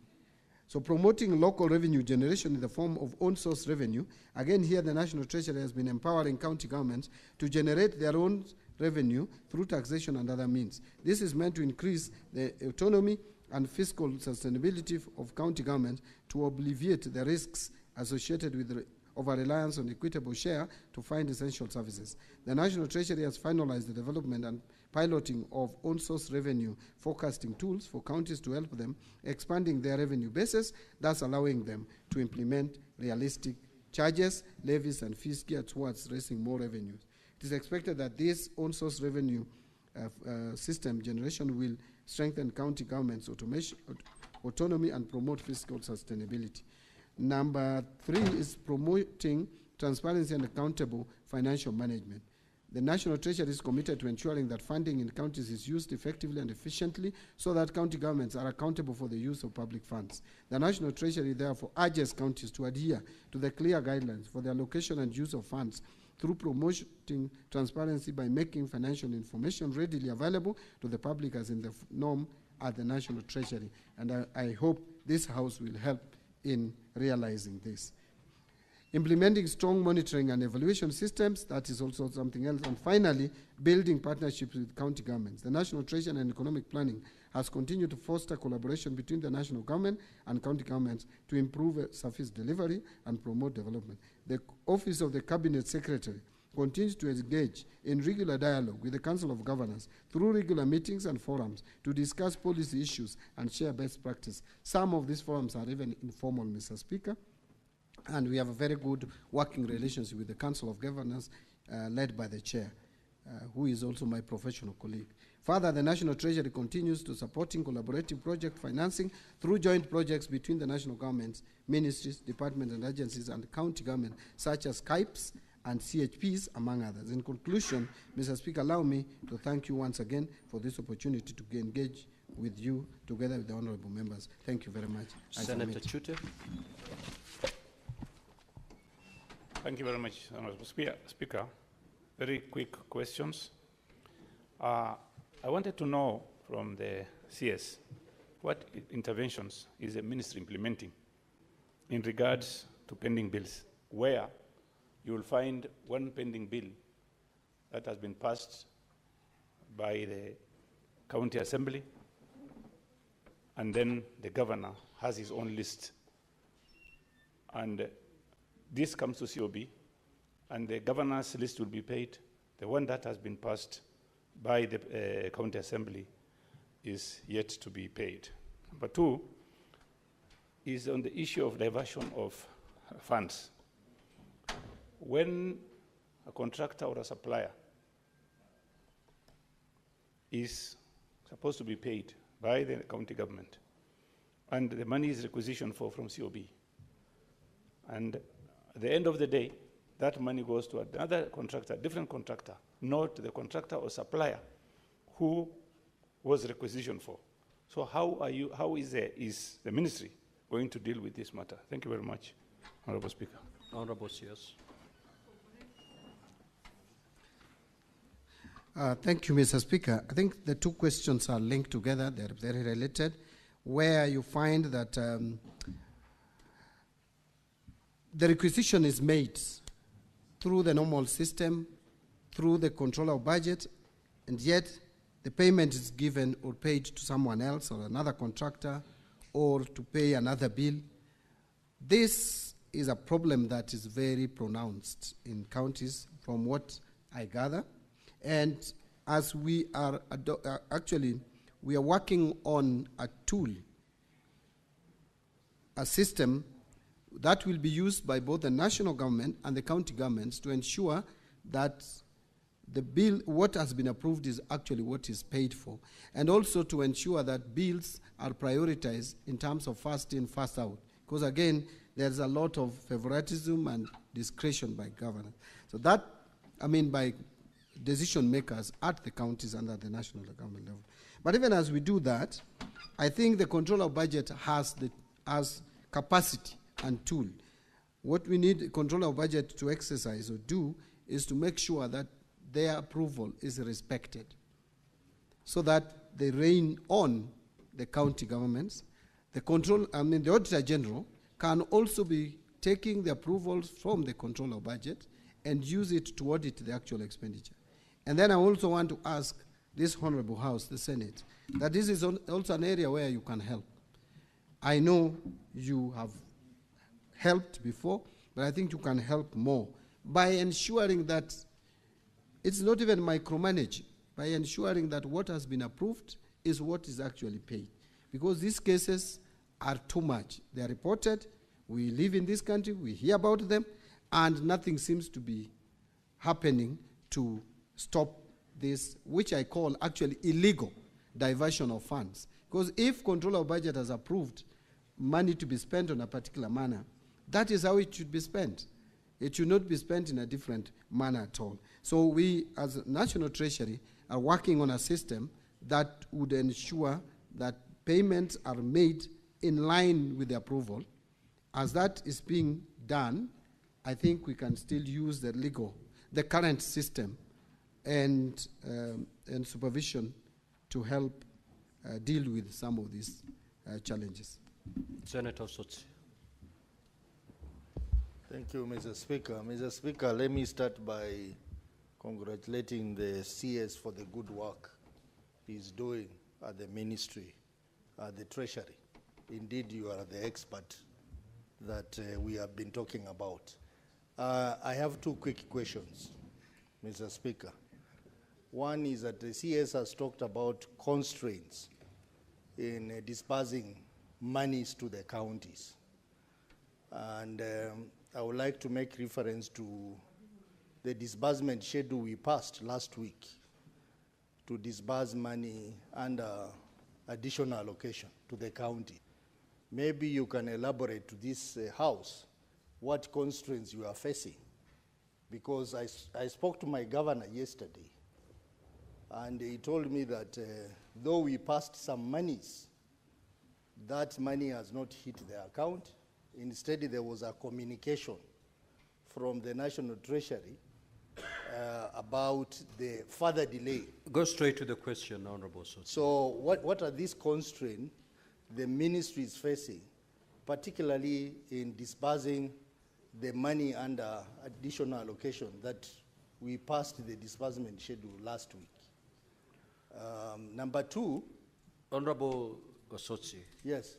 Understanding Order 51C 7B, you're entitled to ask only one supplementary question, okay, which well. you have.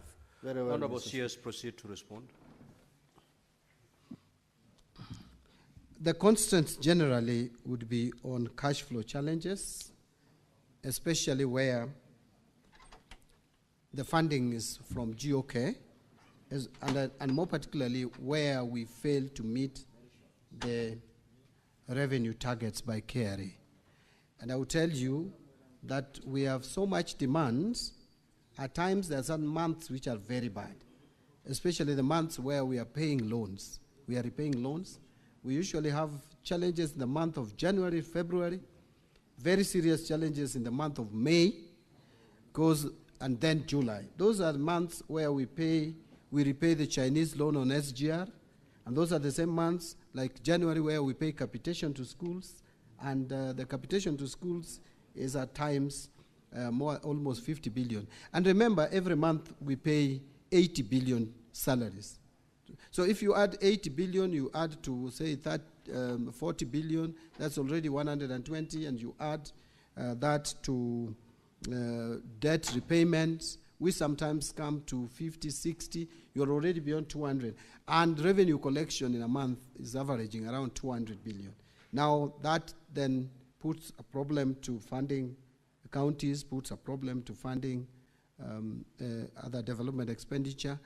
But I will tell you, we still work very hard to make sure that counties get priority in terms of funding. And sometimes we look at even the balances of counties and release some money. When we have limited resources, release some funds to some counties which have low balances. Those who still have high balances, we again tell them when they spend, we give. As we speak, we have paid up to end of April all the monies to all counties. But we have May still outstanding. And of course we have June. And we have that constraint. Honorable Speaker, this year particularly, I think has been a terrible year. Apart from the fact that we had that economic shutdown, and I want honorable members to listen to me on this. Apart from the economic shutdown that we had for almost 2-3 months. You have 1 minute, Honorable CS, to... Thank you, Honorable Speaker. If you could add me 2 so that I could do 3, just to explain this bit. The economic shutdown led to slowed economic growth in the country and failed meeting of our targets in terms of revenue collection.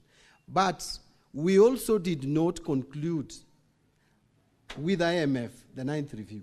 So we lost 765 million US dollars going to budgetary support. As we speak, the World Bank's funding, or BOP, seems to be going to July. Because one of the things is that some of the legislations that were precedent to the release of these funds, Mr. Speaker, delayed in the legislative process. The conflict of interest bill was a key bill for World Bank to give us the funding. And when it was unlocked, there was no time to take our approval to the board. Now you see we are going to June 30th with 97 billion whole that I did not prepare for as Cabinet Secretary. Now, these are challenges, Mr. Speaker, which inhibit our release of funds. Even when sometimes National Assembly puts pressure on me on CDF, I don't even know what to do because the resources are constrained and we have to balance needs. Do you pay salary or you release money to CDF and release money to counties? Do you pay salaries or you stop paying salaries? Those are questions that you have to ask. You have debts to pay. You must pay those debts. If you default, the implication for our economy is dire. Remember, as I conclude, Mr. Speaker, the reason why we have tried very hard to make sure that we meet our obligations. There were 6 countries that were mentioned in 2021 by IMF as candidates for restructuring, as candidates for default. 5 have defaulted. It's only Kenya which has survived. Angola has defaulted, Ethiopia has defaulted, Ghana has defaulted, Chad has defaulted, and Zambia has defaulted. 5 economies out of 6, only Kenya has survived. I would want Honorable CS. I would want to urge and request this Honorable House to help support me, support the government, support my ministry, so that we don't fall to where these our contemporaries are fallen. And I am confident we are not going to fall there. That is why sometimes you see some challenges, but we'll outlive these challenges, Mr. Speaker, with your cooperation. Thank you very much. Thank you, Honorable Senators. I'm afraid we may have to terminate our interrogation and interaction with the CS at that. Honorable CS, thank you so much. You are now free to leave. Clerk, you may usher the CS in charge of mining. Now, Honorable Senators, this morning we lost 30 minutes waiting for quorum. 30 minutes that we would have otherwise utilized to interact with the CS Treasury. And therefore, I urge you, we need not ring the bell for us to get a quorum. If you can be able and if you can purpose to be in the chamber by 9:30, then we'll have more time to interact with honorable CSs.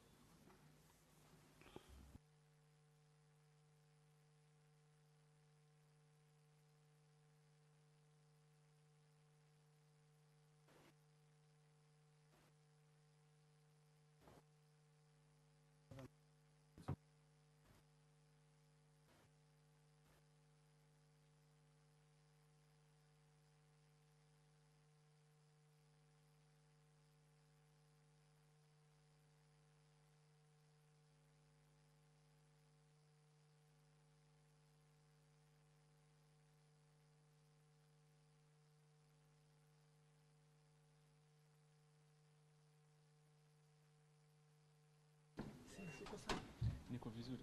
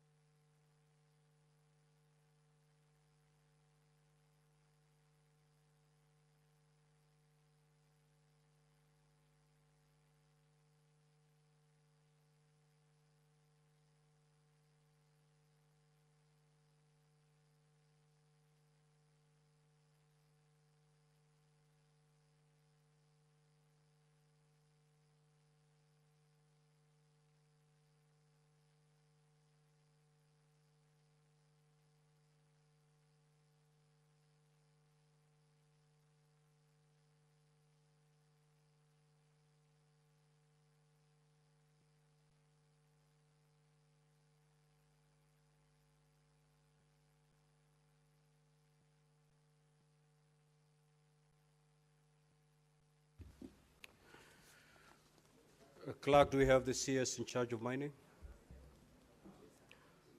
Honorable CS, welcome to the Senate. You are here today to respond to two questions. Order, honorable senators. Please let us take our seats. We will start with question number 031 by the Senator for Kisumu County, the Honorable Professor Tom Ojenda. You may now proceed to ask the question. Thank you, Mr. Speaker. Mr. Speaker, my question number 31 is in 4 parts. I have also received responses to the questions. I will ask the questions, but but I will save time because, Mr. Speaker, the responses are satisfactory, so the CS does not need to spend too much time responding. Mr. CS, the first question, part A, what regulatory framework exists for mining in Kenya, particularly regarding the safety of miners and prevention of child labor? And could the CS explain the attendant enforcement mechanisms? Part B, has the ministry conducted assessments or surveys to establish the extent of illegal gold mining operations in Kisumu County? And if so, could the CS disclose the findings and explain any efforts by the ministry to regularize illegal mining operations?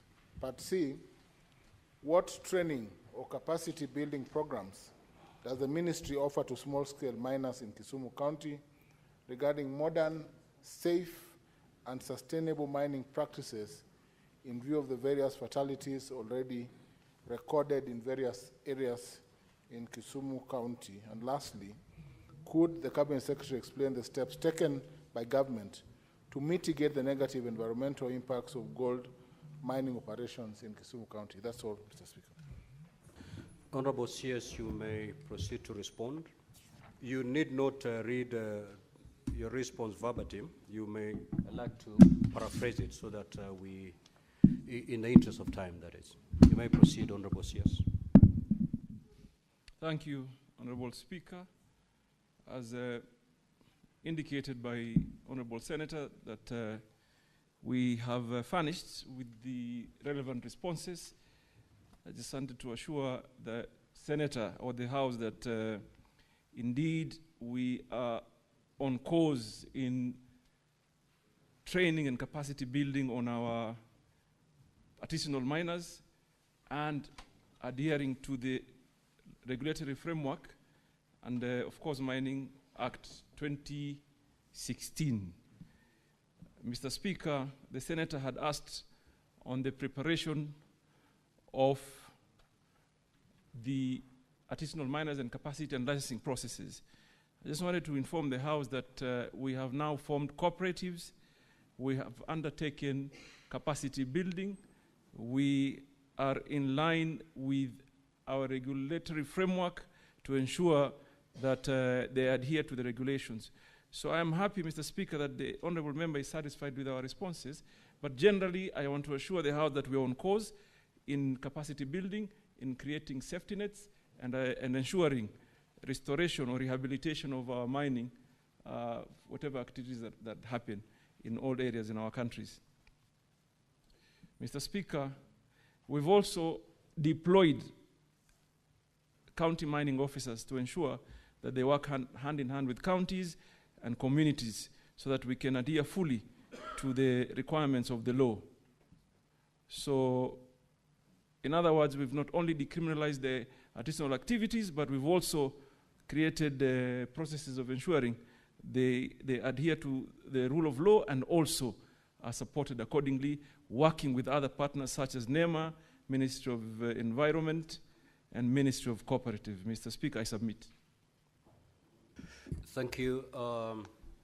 Senator Tomojenda, you may ask your 2 supplementary questions.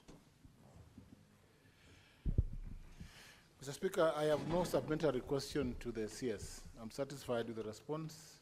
Thank you, Mr. CS. Senator Wambua. That's a new one coming from Senator Tom. Senator Professor Tomojenda, allow your colleague to ask a question if you're satisfied. In the broad-based, it's okay. Honorable CS, you may take your seat and then note all the questions, because I'm going to allow a number of the senators to raise questions. Thereafter, you will respond to them at a go. Honorable Wambua. The Speaker, the way Senator Tom is pointing at me, I'm not sure I'm safe. I want protection from you. Senator Tomojenda, I have noted your... Senator Tomojenda, kindly resume your ordinary seat.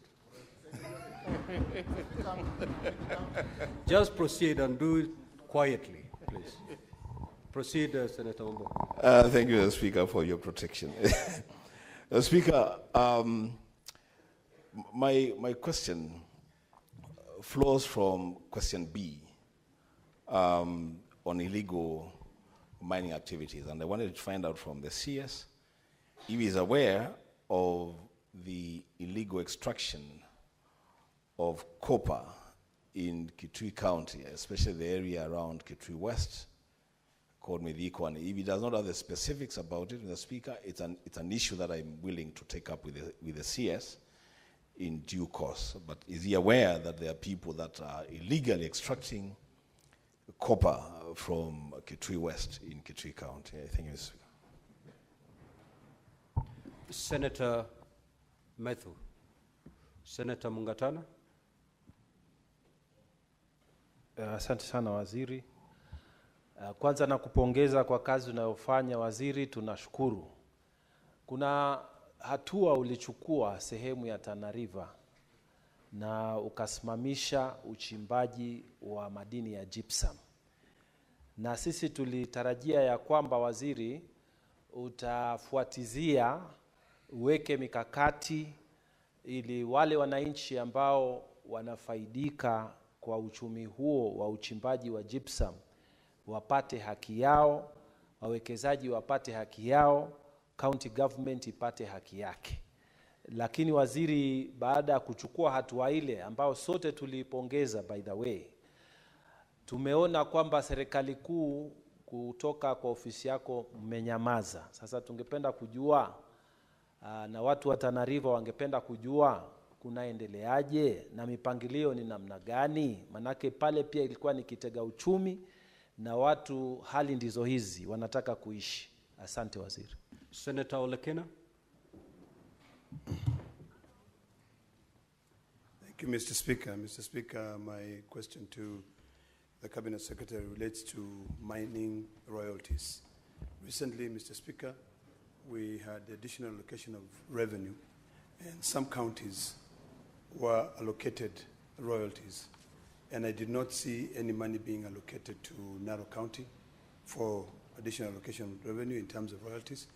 Yet Narok County has the majority of gold mining activities in the country.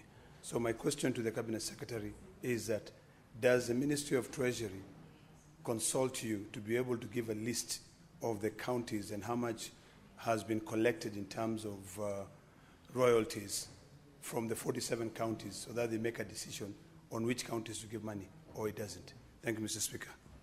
Senator Boy Issa Juma.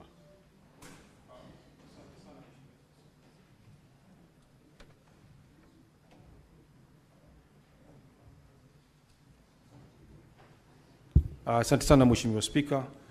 Mimi nina swali ambalo nitakamuuliza Mheshimiwa Waziri kuhusu uvuvi, ambayo sehemu ya kule Vanga na Shimoni wavuvi wananyanyaswa sana na watu wa KWS. Senator Issa, your supplementary question must flow from the primary question. So you may want to wait until the Waziri responds to the second question that is related to fisheries. Senator Edwin Sifuna. Honorable Speaker, yesterday we had the opportunity to sit with Governor Kwale at the County Public Accounts Committee. The question I wanted is been asked by Senator Olekina, that in fact the Governor Kwale confirmed they have never received royalties from this government. So maybe when he answers that question, he will answer us as well. Senator Kenyuri. Thank you, Mr. Speaker. I would also wish to know from the Cabinet Secretary, in line with what Professor Tom Ojenda mentioned on capacity building, we have a soapstone mining activity which is more traditional, but I feel like the ministry is not giving it much attention like other mining, the other mining that happens in other counties, Mr. Speaker. So I would wish to know what other special consideration is being given to the soapstone covers and miners in that region, Mr. Speaker, because that's an area which as a country we can explore. Thank you. Senator Haji.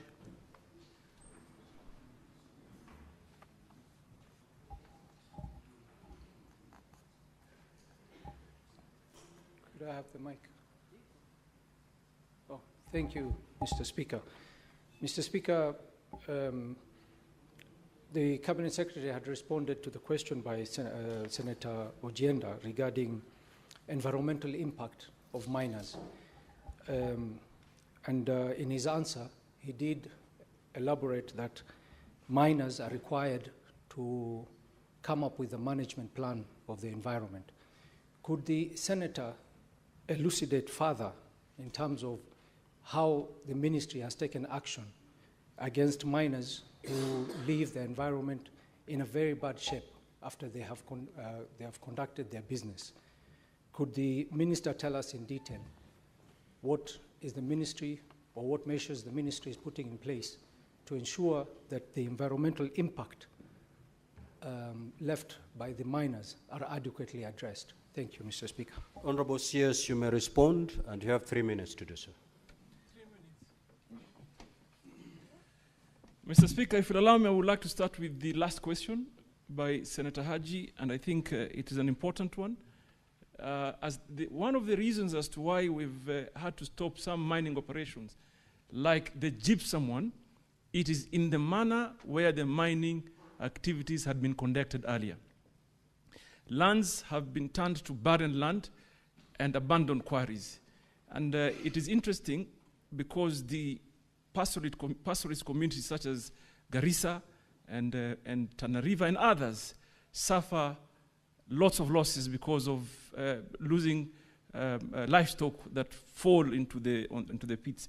And that's one of the reasons that's why we have cancelled operations. What we are doing is to enforce. Initially, the ministry did not have an enforcement unit. We had a police unit, an AP unit, but now we have the CI unit that pursue those culprits that did that, and we're taking them through necessary action. So I want to assure you, Senator, there's some course we are following. Senator Ekunyuri, you asked about soapstone. We treat all miners the same. Artisanal miners, a decision that was made is across all minerals. There's no specific treatment for specific mineral. So I just want to assure you, we have considered all minerals and all practices by artisanals. And all of them have been put in cooperatives and capacity build them so that they can be able to aggregate and access market easily. So even licensing, we use the same procedure, same protocols to ensure everybody gets licensed. Mr. Sifuna asked me about the royalties. I share your concerns, Senator.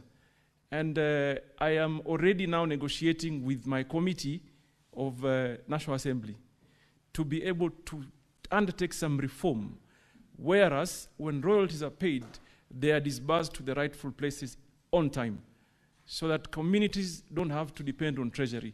And obviously, I'll be consulting and seeking your support to be able to amend the law, so that if someone pays royalty, 70% goes to national government, 20% should go to counties, and 20% should go to communities.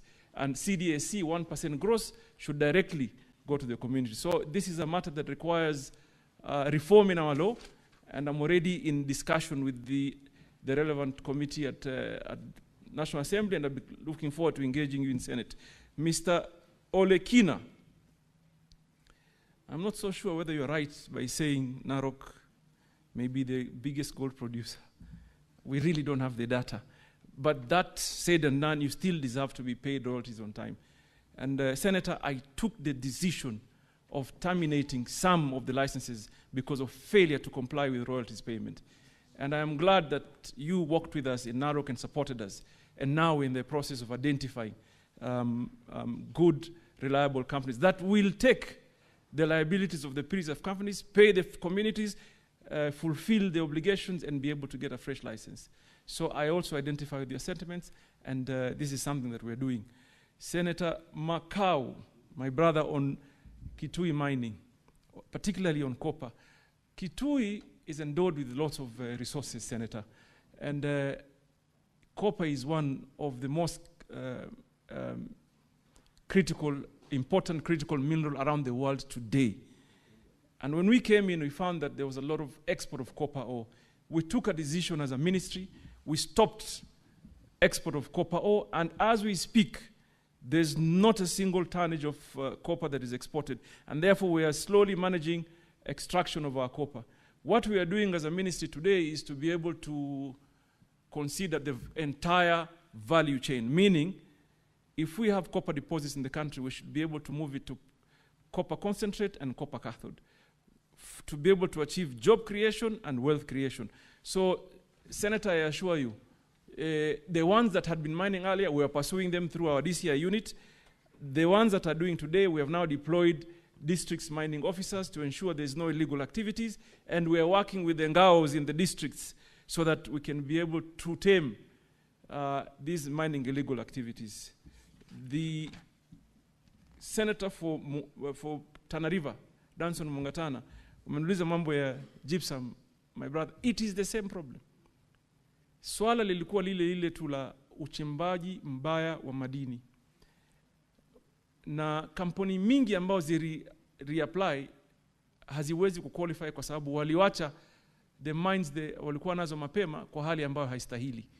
So for Tana River tumeshapeana leseni kama 4 hivi za gypsum baada ya ushauriano na the local leadership, mjumbe, MCAs na by extension the county. So kuna operations ambayo imeanza about 4 companies. Nataka kuhakikishia kwamba shida ya mining ilikuwa, hiyo pia inahusisha na Garissa. Watu walikuwa wanachimba gypsum kutumia a mining permit. Mining permit huzungumzi na jamii. You don't need community consents to get a mining permit. Sasa tumegraduate hiyo ikuwe a mining license, whereas communities ni lazima wahusishwe. So I want to assure you, Senator Mungatana, that we are on course in ensuring people adhere to the rule of law and participation of the community. I submit, Mr. Speaker. Thank you, Honorable CS. We'll now move to question number 047 by the Senator for Senator Miraj Abdullahi. You may proceed to ask your question.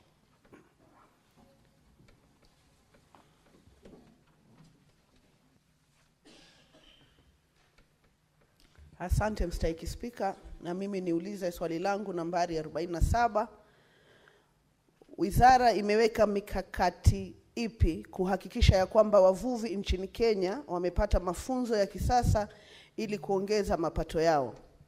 Swali la pili, je, waziri anaweza kutoa maelezo kuhusiana na matumizi ya shilingi bilioni 1 zilizotolewa na idara ya masuala ya kimataifa ya serikali ya Canada, Global Affairs Canada, kufadhili mradi wa wanawake wanaoshiriki katika biashara za baharini maarufu kama Investing in Women in the Blue Economy in Kenya IWBEC project, na kuweka wazi majina ya kampuni na vikundi vilivyofaidika, kaunti wanazotoka, waliofaidika, fedha walizopokea na lini walipokea fedha hizo?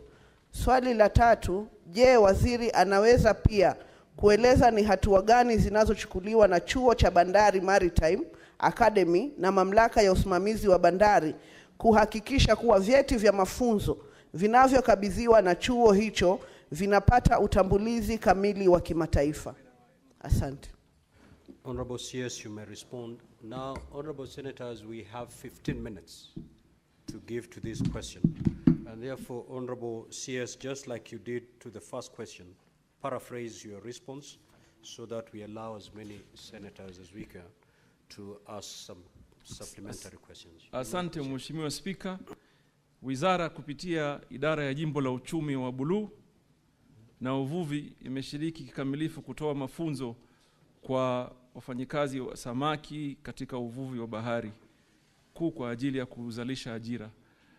Wizara vile vile imetoa uwezo wa kupatia bidhaa za uvuvi kama maboti na ujenzi wa bandari ndogo za uvuvi na kuweza kupatia bidhaa zinazostahili kuboresha biashara ya uvuvi katika maeneo ya jimbo la Pwani na katika maeneo ya jimbo ya Lake Victoria na Lake Turkana, na tukiendelea kuongezesha mbele. Swali la pili Mheshimiwa Spika ni kuhusu fedha za kuempower kina mama kupitia shirika la NGO kutoka nchi ya Canada. Mheshimiwa Spika, ripoti ambaye niko nayo ni kwamba shirika hili lilijituma likatafuta senti kutoka serikali ama wafadhili wa Canada takriban bilioni 1. Baada ya kutafuta hiyo wakaanza kupeana grants ama msaada kwa vikundi vya kina mama viliomo katika jimbo la Lake Victoria na jimbo la Pwani. Na habari ambaye wizara iko nayo ni kwamba walifanya vetting, wakatambua wale the beneficiaries na wakapeana paka sasa takriban milioni 403 million shillings kwa vikundi tofauti vikiwemo vikundi vya Mombasa, vikundi vya Kwale, Kilifi, Lamu, Busia, Siaya, Kisumu, Homa Bay na Migori. Kile kitu ambacho ningependa kuambia nyumba hii Mheshimiwa Spika ni kwamba NGO inavyofanya kazi haihusishi sana vyombo vya serikali. So hatujaweza kupata the detailed expenditure ama ile pesa vile zitumika kikamilifu kwa wanawake ambao walisaidiwa na msaada huu.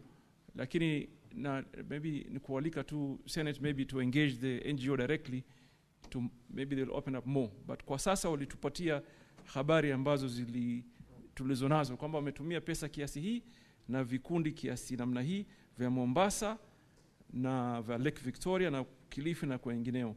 Swali la tatu ni kuhusu Bandari Maritime Academy, vipi vinavyofanya mafunzo na recognition issues. Nataka kuambia Mr. Speaker kwamba Bandari Maritime Academy imekuwa whitelisted na IMO which is a very good step forward kuanzia. Nchi yetu ambayo inahitaji kufanya sahihi ni ku negotiate na nchi zingine for recognition of our COCs or certificate of competencies. Nataka kuambia Mr. Speaker kwamba tumesha negotiate na nchi mingi tu.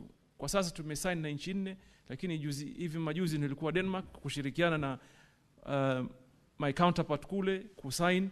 Tuna negotiate now na EU na the Americas largely, so that we sign a memorandum of understanding katika recognition ya our learning institutions. But kitu cha muhimu ni kwamba we are whitelisted by IMO. So we are on the positive space. I submit. Senator Miraj.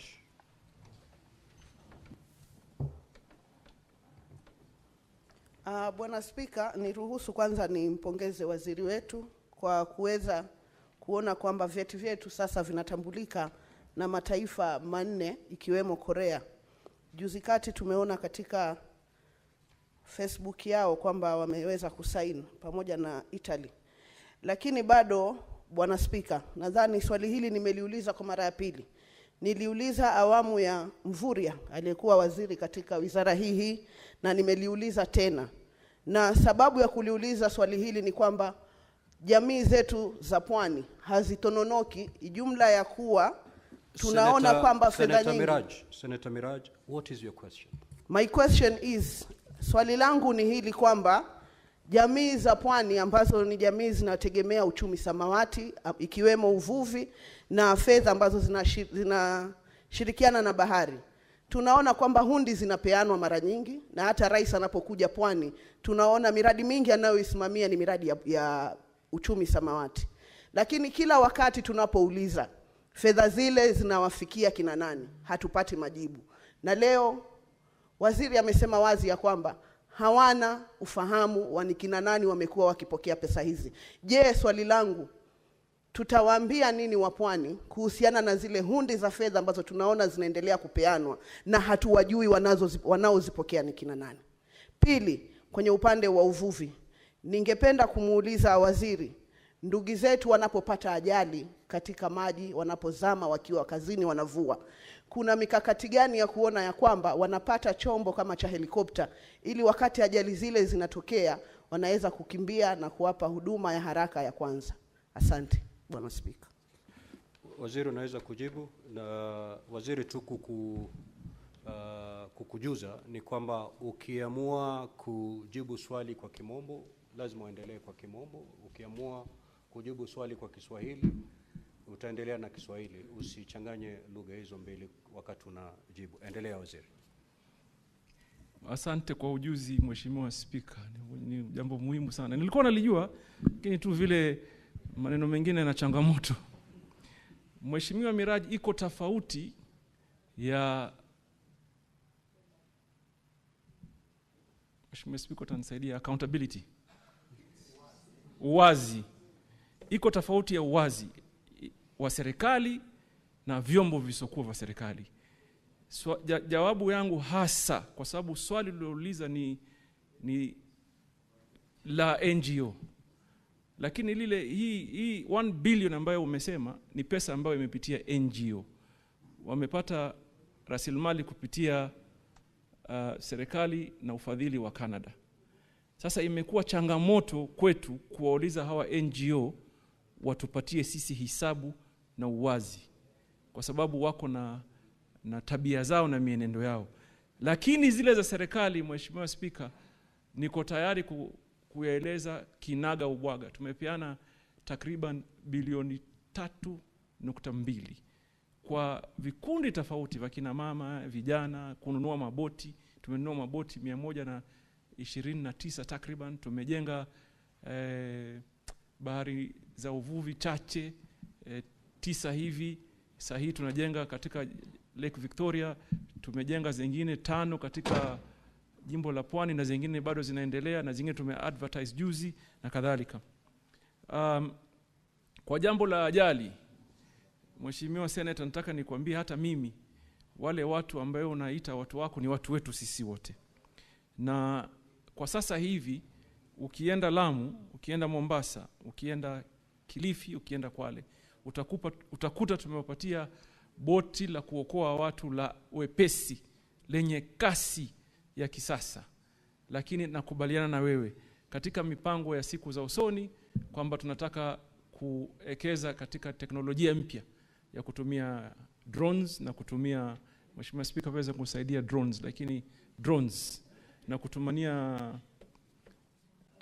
helikopta, ndege ya helikopta. Hiyo iko katika mipango. Hiyo ni katika mipango kabambe ambayo tumeweka, na tukitathmini kwa kina tunakuta kwamba hiyo ndiyo njia mwafaka ya kufuata. Na submit. Senator Shakila Abdallah. Asante Mheshimiwa Spika. Kwanza nampongeza Mheshimiwa Waziri kwa kazi anayoifanya mzuri. Swali langu kwa waziri ni kuhusiana na mambo ya uvuvi haramu. Kuna uvuvi haramu unaoendelea kwenye bahari zetu na unaharibu mazingira, na sijui kama wizara ina mipango gani ya kuzuia uvuvi haramu unaoendelea. Na nikitoa mfano kama Lamu, kuna wavuvi wanatoka sehemu za Pemba wanaokuja kuvua kwa magesi na mashine, na wanaharibu kabisa zile habitat za nyumba za uvuvi, hususan uvuvi wa malobster, makamba na kadhalika. Kwa hivyo tunataka kujua waziri, kuna mpango gani ambao umeweka wa kuzuia huo uvuvi haramu na kuweka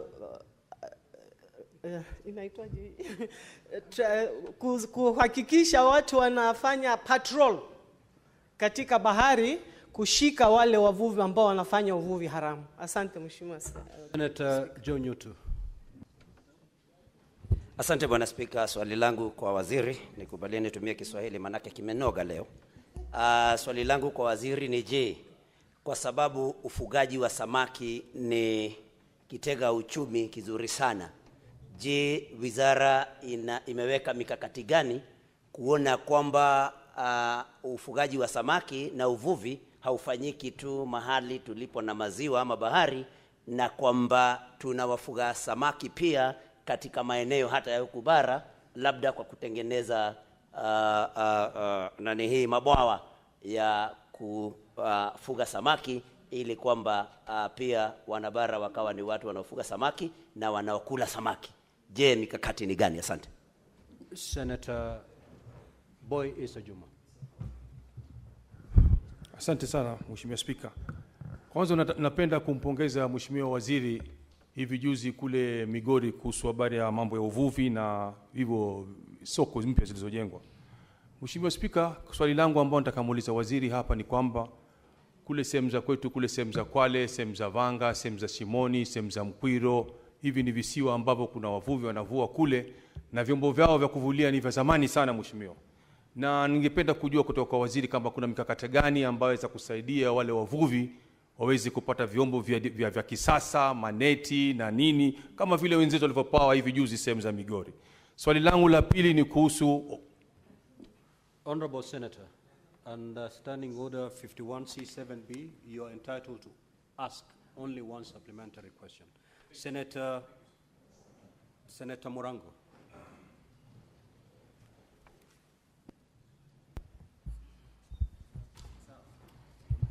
Asante sana Mstahiki Spika. Mstahiki Spika, kulingana na orodha ya nakala ambayo tumepewa na waziri, kuangalia zile kaunti ambazo ziliweza kupata kufaidika na ule mgao ambao ulikuwa umepewa, hata kama ilikuwa ni fedha ya mashati kutoka Canada, kuna manziwa, baadhi ya manziwa makubwa, na mojawapo ni lile ziwa la Turkana, ambao pia wako na matatizo yao na wangependa kufaidika, na kwa sababu hawakuwa katika orodha ambayo tuko nayo siku ya leo, mipango gani ulio nayo waziri kuhakikisha kwamba wale wenyeji wa kaunti ya Turkana na Marsabit ambao ndio wenyeji wa ziwa Turkana wanafaidika pamoja na maziwa mengine 23 ambao tulio nayo hapa Kenya? Asante sana Mstahiki Spika. Senator Eddie. Thank you, Mr. Speaker. Proceed, we're short of time. Proceed, Senator Eddie. Mr. Speaker, in the language you're comfortable with. Proceed.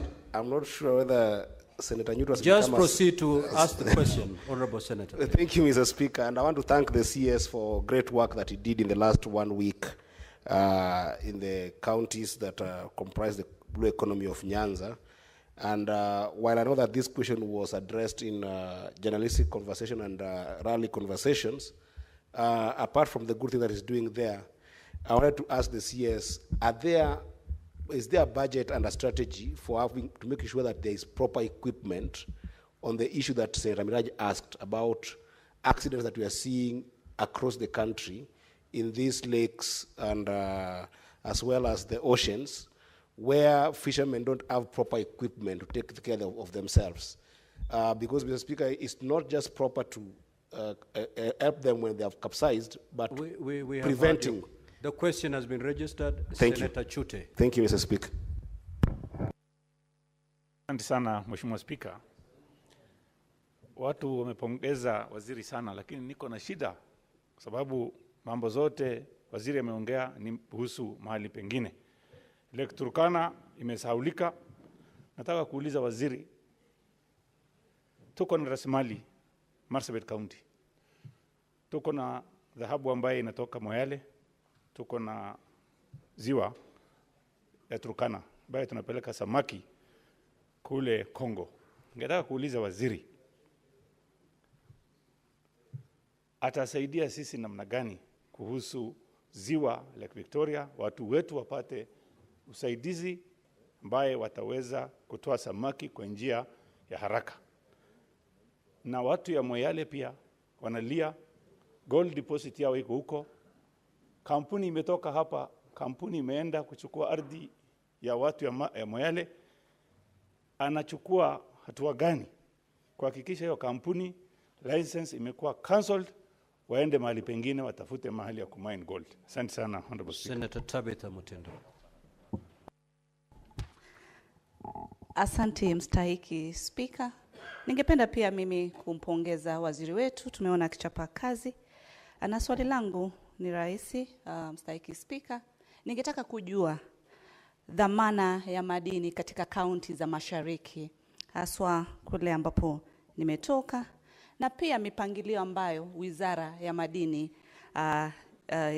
inayo kuwezesha haya madini na dhamana ya madini katika kaunti ya mashariki kuweza kunoga na kuweza kupanuka. Asante mstahiki Spika. Senator Morgo. Asante sana Bwana Spika. Ningependa kuuliza waziri juu ya uchimbaji wa migodi ama gold katika West Pokot, kama anajua uharibifu unaoendelea, kwamba shimo zinachimbwa kila pahali bila watu kujali kufunika, na ya pili wanapeleka mchanga. Senator Morgo, your question has been registered. Don't add another one. You're not entitled to that. Honorable CS, Asante. you may proceed to respond. You will note that these questions are related, so I believe you can respond under 2 minutes so that we conclude this. Proceed, Honorable CS. Mheshimiwa Spika, maswali yameulizwa ni maswali ya muhimu sana katika hali ya kulinda rasilimali ya kitaifa. Na kwa ujumla tu nafasi ya rasilimali isipotumika inaweza kutumika kiuharibifu. Na ndio maana tumeweka mikakati kabambe. Kwa mfano kama kaunti ya Lamu, sahihi tukiwa tunazungumza, tunapanga mipango ya kutengeneza maboti ya kuenda masafa marefu, na yakirudi tuwe na bandari hasusan za samaki kuweza kuwasaidia katika utengenezaji samaki na kuhifadhi. Swali lingine la muhimu nimeulizwa, kwa nini tunaangalia tu maeneo ambayo yako na maziwa ama bahari. Umuhimu tuelewe kwamba hata sahihi ile Center of Excellence ambayo tuko nayo iko hapa Nyeri, hapa Sagana, ambayo inafanya uzalishaji wa samaki na utafiti na mafunzo ya samaki. Na Mheshimiwa Spika, naweza kukupatia mshtuko kiasi kwamba ujue hata hii Nairobi samaki wengi ambao wanakuja katika soko hili ni samaki ambao wanafugwa katika maeneo ambayo hakuna ziwa na bahari. Na ile habari mzuri zaidi, siku zingine nitawaalika katika maeneo ya Kakamega na niwaonyeshe vile watu wanafuga, kina mama wanafuga samaki na baadaye wanawapeleka katika kiwanda, wanatengenezwa na wanakuja katika maeneo haya. So rasilimali ya uchumi wa blue, Mheshimiwa Spika, ni kubwa sana. Na ukweli wa mambo ni kwamba hatujawahi kuipatia kipaumbele ambacho kinastahili. Lakini sasa hii tuko na mikakati kabambe ya kueleweka. Kwanza kuwapatia uweza wavuvi na jamii zinazoishi katika maeneo hayo, na kuwafunza jamii ambao zinaishi katika maeneo tofauti mbinu na namna za kuweza kupata faida katika maeneo haya. Mheshimiwa Spika, hayo ndio yale maswali uliuliza Kiswahili. Sasa ingine ni Eddie had asked a question on budget and strategy and equipping, particularly in the area of Lake Victoria in matters rescuing and searching. I want to assure you that our ministry has a budget. We have a contractor on site. We're building the first state-of-the-art search and rescue center in Kisumu, and we are going to equip it with equipment that will fit into the demands of the moment. So I realize, and I have had a conversation with a lot of critical players in the industry, and the number of our fisher folk that we lose every year is shocking and unbelievable. And we cannot attempt to deploy the same strategy and achieve different results. So you are right on developing a strategy that works, what would work today. So air rescue is critical. I had already directed, and the President is in concurrence with our plan, that we must deploy air rescue in the Lake Victoria and in the coastal region, of our Indian Ocean. Mr. Speaker, we have a responsibility of ensuring we secure our valuable resources as a country. Blue economy is one, and mineral is the other. For far too long, we've had a lot of illegal activities in all those areas. In Pokot, for example, in Turkana, in Migori is even worse. In Kwale, in Taita Taveta, in Tarakanidi here, where we are blessed with critical future minerals. We have people all over the place doing some illegal activities. But I can tell you, we are on a mission to ensure we follow them, we pursue them, not just to arrest them, but also pursue their accounts so that we can confiscate their gains illegally and make it public property. We have completed our area geophysical survey. We know our occurrences as a country. We know which minerals we have, where they are. What the ministry is doing today is a narration on our ground truthing. The asset in terms of value, in terms of viability, and whether it makes sense for a larger investment. So I want to assure the House, Mr. Speaker, is that we have a plan, and we are sticking to the plan, and we are executing the plan. Where we need to possibly reform our laws, I'll come back here and consult with my relevant committees. My chairman, Eddie, a wonderful young senator from Migori, a man that I know very well. We work well together. We will work to ensure that at committee level and the Senate we engage to reform so that we meet the current demands going into the future. I submit, Mr. Speaker. Thank you so much, Honorable CS. Honorable Senators, we'll terminate our interaction with the CS at that. Honorable CS, you may leave at your own pleasure. Thank you. Thank you, Mr. Speaker. We will now move to question number 001.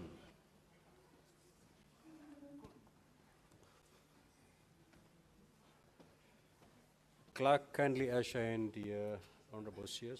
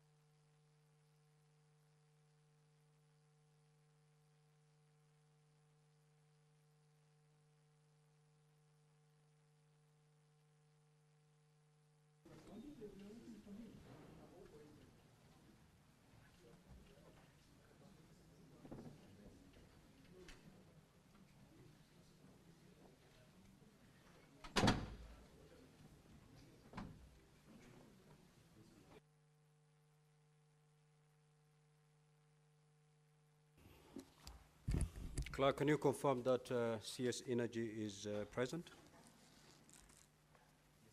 Thank you. We will now proceed with question number 001 by the Senator from Marsabit County, the Honorable Mohammed Chute. Honorable Senator, you may proceed to ask the question. Thank you very much, Honorable Speaker. My question is question 001. If you'll allow me, I start with question A. Would the Cabinet Secretary explain why Tari Adi, Dub Gindole, Dogogicha, Isako Muro, Ol Gabraskim, Saleswa Rio, Konso Banchale, and other villages in Marsabit County remain without electricity connection despite the installation of electricity transformers in those villages? Question B, what steps has the government taken on operationalization of all electricity transformers installed across Marsabit County? Question number C, could the Cabinet Secretary also indicate the level of access to electricity in Dubgoba, Gargarsa, Wario Duba, Manyata Konso, Karatina, Kofiambaya, Parkishon, Lakartinya, Nasikakwe, and in Marsabit County, and explain why the government is doing so, to achieve what is the government doing in achieving full electricity coverage in those villages? Question D, Honorable Speaker, what is the status of requests for installation of electricity transformers and extension of electricity connection in Ilpus, Kituruni, Kubibagasa villages in Marsabit County? Thank you, Honorable Speaker.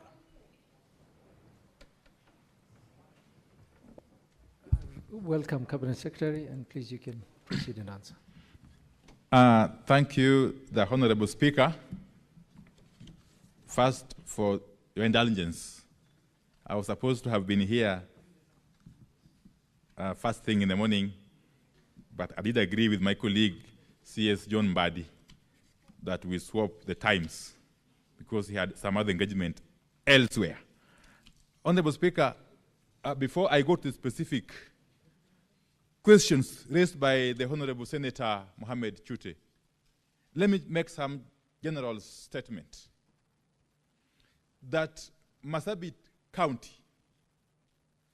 is among those counties, especially in the northern corridor and parts of coastal region, that have for a long time suffered historical marginalization. The county of Marsabit, among other counties in that region, have been left behind by the successive administrations since our independence. And this has made them not to be able to compete effectively with the rest of the country, and especially on matters electrification.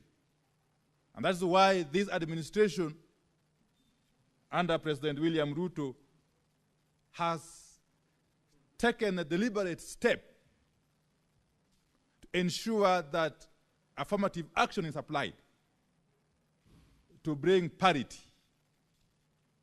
to achieve equity, insofar as development is concerned generally, but specifically to ensure that matters electrification is dealt with in an equitable manner. Honorable Speaker, therefore this administration has adopted a multi-pronged approach, and specifically for Marsabit County, This entails, first and foremost, ensuring that Marsabit County is connected to the national grid. We want to ensure that Marsabit County is connected to the national grid for the first time since independence. And how? One, by constructing a transmission line 45 kilometers from Loyangalani wind power farm to Loyangalani town, a project that has delayed inordinately, but a project that we are now able to commit that come December this year shall be complete and we shall commission it. Honorable Speaker. Honorable Speaker. That will enable Loyangalani town and its environs to enjoy power, quality, affordable, and reliable power for the first time from the national grid. Honorable Speaker, it is not conceivable that power can flow all the way from Loyangalani wind farm, all the way from Loyangalani to Susua, here in Narok, bypassing the entire swath of Marsabit land. It's not conceivable. And that is what we want to correct under this administration, Honorable Speaker. Honorable Speaker, secondly, we want to unlock the very, very important transmission line project that runs all the way from Loyangalani to Marsabit and equally from Isiolo to Marsabit. By doing so, we shall actually make it possible for power from the national grid to extend to most parts of Marsabit County. That project, which is being financed by Exim Bank of India, is at the tail end of actually conceptualization. What has delayed it a bit is just the matter of the scoping, which had to happen. And we are more than convinced, because as we speak, Exim Bank is going through the paperwork. And we are more than convinced that before the end of this year, we shall do a groundbreaking. That is another commitment I want to make to not only Senator Mohamed Chute and not only the people of Marsabit County, but to the people of the Great Republic of Kenya. Honorable Speaker. Honorable Speaker, Marsabit County, which is comprising of 4 constituencies, that is Saku, Moyale, North Hor, and Laisamis, has got one of the most interesting disparities, if I may call it so. Because in terms of access to electricity,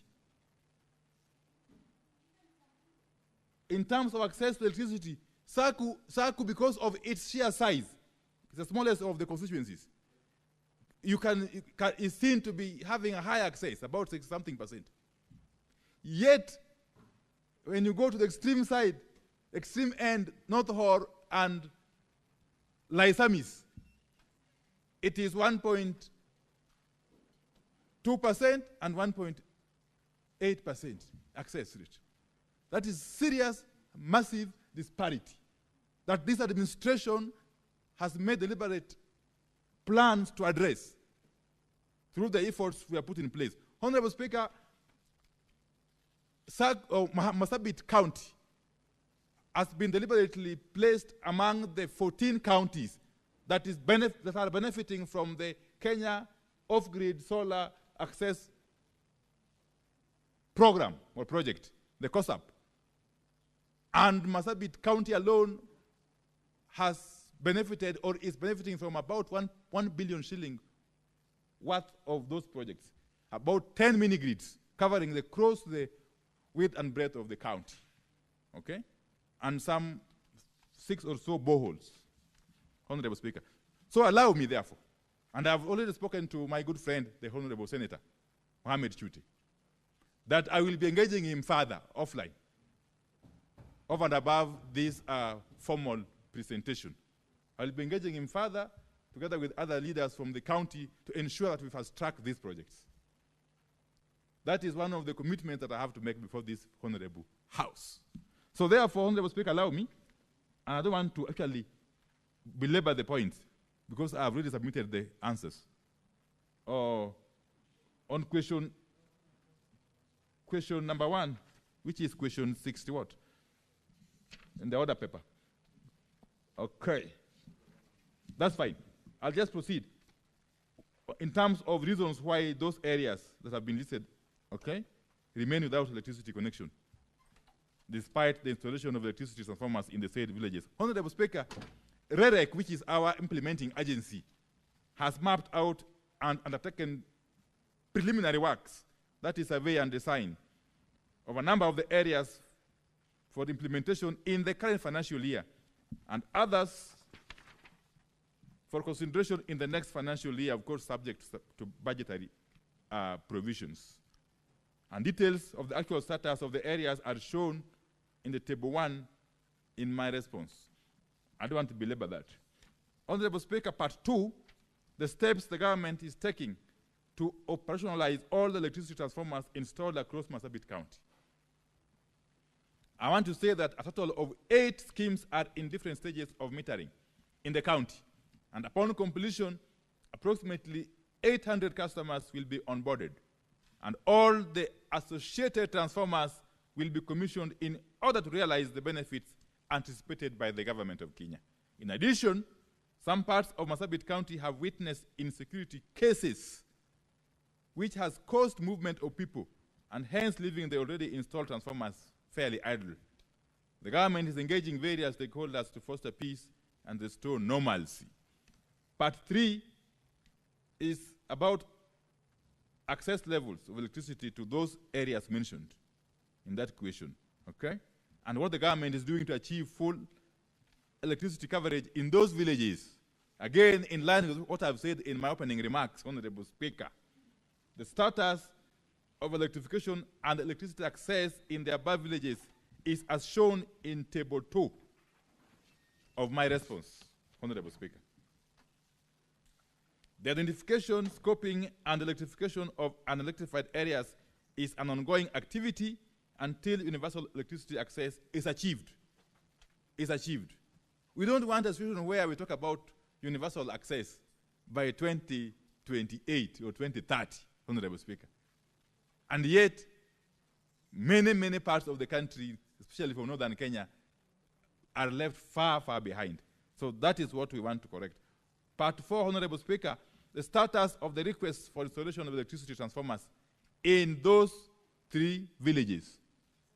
Honorable Speaker, the status of electrification in the above villages is as shown in table 3 of my report, Honorable Speaker. And that is as far as the first question is concerned. Thank you very much, Cabinet Secretary. Senator Mohammed Chute, would you prefer to ask your second question and then ask supplementaries thereafter? If we can combine the questions. Thank you, Honorable Speaker. Let me ask my second question, and then I will ask my supplementary questions thereafter.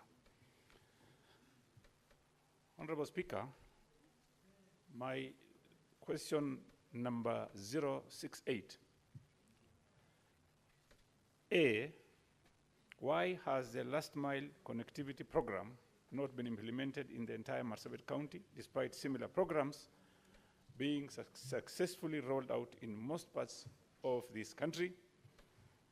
Question B, what steps has the government taken to ensure Loyangalani, Kargi, Kor, Forole, and all other areas in Marsabit County without electricity are connected? C, could the Cabinet Secretary provide details on funds allocated for last mile connectivity projects so far in Marsabit County, the contractors involved, and the project timeline for their completion? Thank you, Honorable Speaker. Cabinet Secretary. Thank you very much, Honorable Speaker. Before I respond, let me just make a clarification. I did mention about the transmission line project from Loyangalani to Marsabit and Isiolo Marsabit. It is being financed by the Exim Bank of China, not India. And the company which is contracted is a China Water and Engineering Company. Thank you. Honorable Speaker, the first limb of the question is about why the last mile connectivity program has not been implemented in the entire county, despite similar programs being successfully rolled out in most parts of the county, of the country. Again, an issue I've talked about at length in my opening remarks. But let me say this, that since the inception of last mile connectivity projects, the government of Kenya has implemented a total of 29 projects worth some Kenya shillings 30.1 million and connected 1,466 customers to the grid in Marsabit County.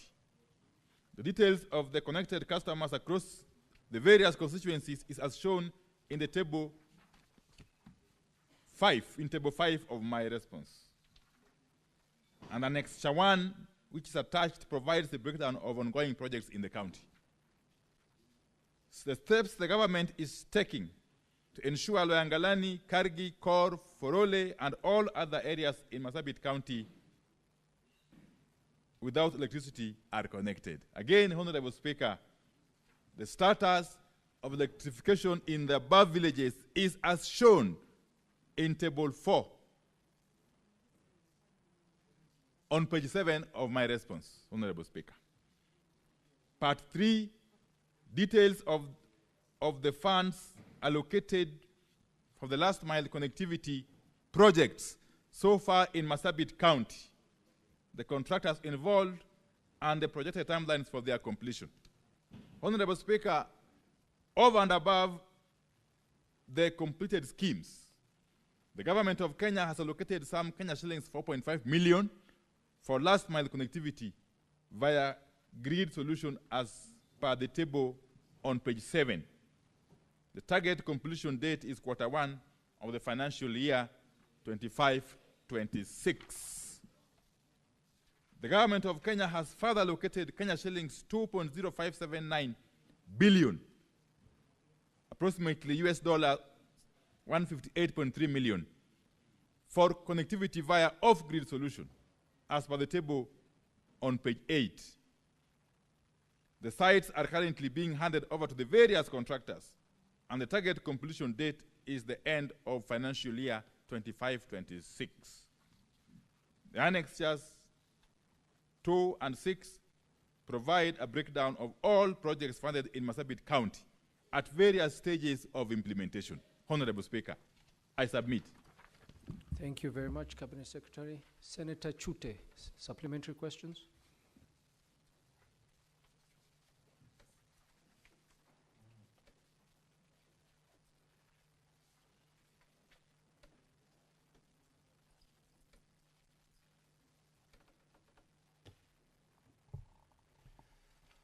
Honorable Speaker, I'm really impressed by the CS, and I don't have any further supplementary question. I will follow whatever questions I'm going to have. I'll be having a meeting with him, maybe on Tuesday, and thank you very much, Bwana CS. I really appreciate what you've done. You've done a very good job. Thank you. Thank you, Senator. Senator Eddie Okech. Mr. Speaker, just to steal 30 seconds from Senator Chute, that today it was the experts who are coming in the House, and you've seen that in all instances, experts have answered their questions very well, to the extent that there is no supplementary questions. But that said, Mr. Speaker, I wanted to ask the CS for energy on its last mile connectivity project. Is there a proper strategy that integrates the prioritization of projects with areas that are facing serious insecurity and they are remote areas that then needs a bit of lightening to be a bit of lighting those villages and homes to be able to deal with the insecurity? In particular, Mr. Speaker, for Migori County, if you look at an area like Gwitembe, where we have got in Kuria, Mr. Speaker, there is no proper electricity in those areas. If you look at a place called Apida in Migori town, a place called Mabera in Suna East, Mr. Speaker, as well as a few pocket of areas that I would be very keen on, like Wangirabosa, as well as places in Kokelo, in central Kanyamkago, and lastly in Rongo and Awendo areas. There are places that have got serious pocket of insecurity that I wish that the CS gives us an idea of prioritizing those areas in terms of giving them electricity so that they can be able to improve security in those areas. I thank you, Mr. Speaker. Senator James Kamau Mrango. Yes, asante sana Mr. Speaker. Swali langu ambao litaenda kwa waziri ni moja tu, kwa sababu kama eneo la Ichoko katika Kirinyaga unapata ya kwamba kuna nguzo ziliwekwa miaka 3-4 za stima ambayo haijawahi kamilishwa, kama ile inaitwa Getemani na maeneo mengine katika eneo la Kirinyaga. Sasa nilikuwa nauliza waziri kama hako na mipango ambayo imenakiliwa ya kufanya kuhakikisha kwamba stima zinafika kwa wale ambao wanahitaji stima katika maeneo bunge yote, na kama iko tunafaa tufuatilize wapi? Kwa sababu Mr. Speaker, kama mimi seneta wa Kirinyaga, mimi mwenyewe nililipia transformer miaka 3 iliyoisha. Miaka 3. Maafisa wenye wanafaa kupigiwa simu na kuchukua ili tuweze kufuatilia, wachukuangi simu zetu. Sasa kama mimi mwenyewe nahangaika kupata stima, swali ni mwananchi wa kawaida atawezaje kupata stima? Hiyo ndio swali langu Mr. Speaker. Senator Senior Counsel Mugeni. Thank you, Waziri. I wanted to ride on the question by Senator Chute and ask a supplementary question to Waziri. I begin by thanking you. Last time you came to Nyamira, you visited 2 constituencies, West Mogrango and Kitutu. I just wanted to know from the Minister, from the CS, whether he has plans to come and finalize the connectivity for Borabu constituency. And the request that was made for an upgrade of phase 1 to phase 3 of Tinderedi region, so that business people are able to have connectivity to their machines and really spur the growth of the economy. Could the CS kindly tell us what plans he has for that particular constituency and that upgrade to phase 3? Thank you. Thank you, Senator. Senator Joe Newton.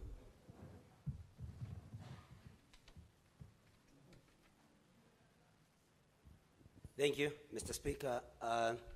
And before I put my question to the Honorable CS, it's important, Mr. Speaker, because we are in an honorable house, that we separate things that we say in political areas with what we say here. Because I say that, Mr. Speaker, because Senator Eddie Okech talked about experts. As far as I know, Honorable Opio Wandai is a trained lawyer. He is not an expert in matters energy. And so it is important that we say he's doing a good job without calling him an expert. My question, without calling him an expert, Mr. Speaker, because we are misleading. There are students waiting. Senator, there are students here. Senator. Yes, Mr. Senator, I gave you an opportunity to ask a Fine, let me ask my question. So it please was just ask the question. I was just setting the ground. So, Mr. Speaker, my question to the Honorable CS is, and I am very impressed, by the way, by the... Mr. Speaker, can I be heard in silence? Senator I'm Eddie, very impressed. Senator Eddie, what is your point of order? Mr. Speaker, I'm standing on 105 in terms of the misrepresentation of facts, Mr. Speaker. Mr. Speaker, unless John Newton has got law degree that the CS for energy got without my knowledge, I would want him to go and learn about his CSS, to understand their background, to understand why we call them experts, to understand their experiences coming into the position that they are, Mr. Speaker. And I don't want us to go under 101 where you discuss the persona of the CS in terms of his qualification, but I can assure John Newton that the CS expert does not come only by education, but it also comes by experience and contribution in other dockets that the CS has served in. CS Wanda is an expert in energy in terms of being able to ensure that all communities get those energy supplies, Mr. Speaker. Thank you, Senator Joe Newton. Please restrain yourself to just asking your supplementary question. We don't Thank have you, much Mr. time. Speaker, but you know I have a right of reply. No, I want to assure Senator Eddie I hold a degree. Senator Joe Newton. Oh, okay, Senator fine, Joe Mr. Newton, Speaker. if you open Let me that ask door. my question then. Thank you. Let me ask my question then. But Mr. Speaker, it's important that you do not take a teacher to an operation room and call him an expert when he's not a medic. But Mr. Speaker, my question was, Mr. Speaker, my issue was with the, and I'm very impressed, by the way, by the job that Opio and I, the CS, is doing. That is not in doubt. The only problem I had, Mr. Speaker, was with misleading students. Okay, Senator, so my just question ask your is, question. my issue then is, Mr. Speaker, that with the very good program that the CS has put, especially about Marsabit County and the larger northeastern region, Mr. Speaker, we all support that. But then my question to him would be, because there are regions in this country that are thought to be advantaged. But in those regions, Mr. Speaker, there are people, for example, who are not connected to power. So then my question to the CS is, what are the plans by the ministry to see to it that even as we do affirmative action in the regions that have been disadvantaged, that we also connect power to those in the regions wrongly thought to be connected, all of them. So what is the plan? Because the plan must be for all Kenyans, not just for some regions. Thank you, Mr. Speaker. Thank you, Senator Hezena. Thank you, Mr. Speaker, and I know that I appreciate Waziri for the good job that he's doing. And as far as you know, that I like that you have really focused on the north, but particularly just one county and forgetting that the north has almost 10 counties. Particularly in Samburu County, you know that we have had serious cases of insecurity, and we appreciate the current administration for giving us a tarmac road from Maralal to Baragoi. But I would like to know, are there plans put in place by your ministry to ensure that we have electricity connectivity within Samburu North to make sure that we open up the region for trade and to make Samburu County an area that is worthy to be pursued by investors, and also to restore education and security in the region? Thank you. Thank you, Senator Hezena. For your information, the question posed by Senator Chute was in regards to Marsabit. So the CS was not ignoring any other region in the country. He was addressing the question put by Senator Mohamed Chute. No, it's okay, Hezena. I was just informing you. Thank you. Senator Mariam Sheikh. Thank you, Mr. Speaker, for giving me this opportunity. Mr. Speaker, I thank Waziri for the work he's doing. Mr. Speaker, the plan he has demonstrated to the House, to Marsabit County, Mr. Speaker, for the plan, which end up Senator Chute to not having an additional questions. My question is, Mr. Speaker, what is the plan? Because the ministry has had the cry from Mandera many times, Mr. Speaker. So what is the plan? And is it in the current budget, Mandera to be connected to national grid, Mr. Speaker? Thank you. Senator Beatrice Akenyi. Thank you, Honorable Speaker. I want to congratulate the CS, whom we call in our region and in other regions that have worked with him as an intellectual. And indeed, Senator Nyutru, he is. And that is why our side of the coalition donated him to government to do that kind of work. But my question is this, Honorable Speaker. Just last week, Honorable Speaker, just last week, when we had Madaraka in Homa Bay County, the CS did very commendable work He launched the last mile connectivity of the county in my own constituency, in Ndewa constituency. My question to the CS is, Mr. CS, can I get an assurance from you that all those facilities we launched at Ochol on the day the president was there, that Ndewa will be taken care of in terms of last mile connectivity? I'm saying this, Mr. CS, because Homa Bay County has had the highest number of faulty transformers in this republic, which goes down to Ndewa as a sub-county.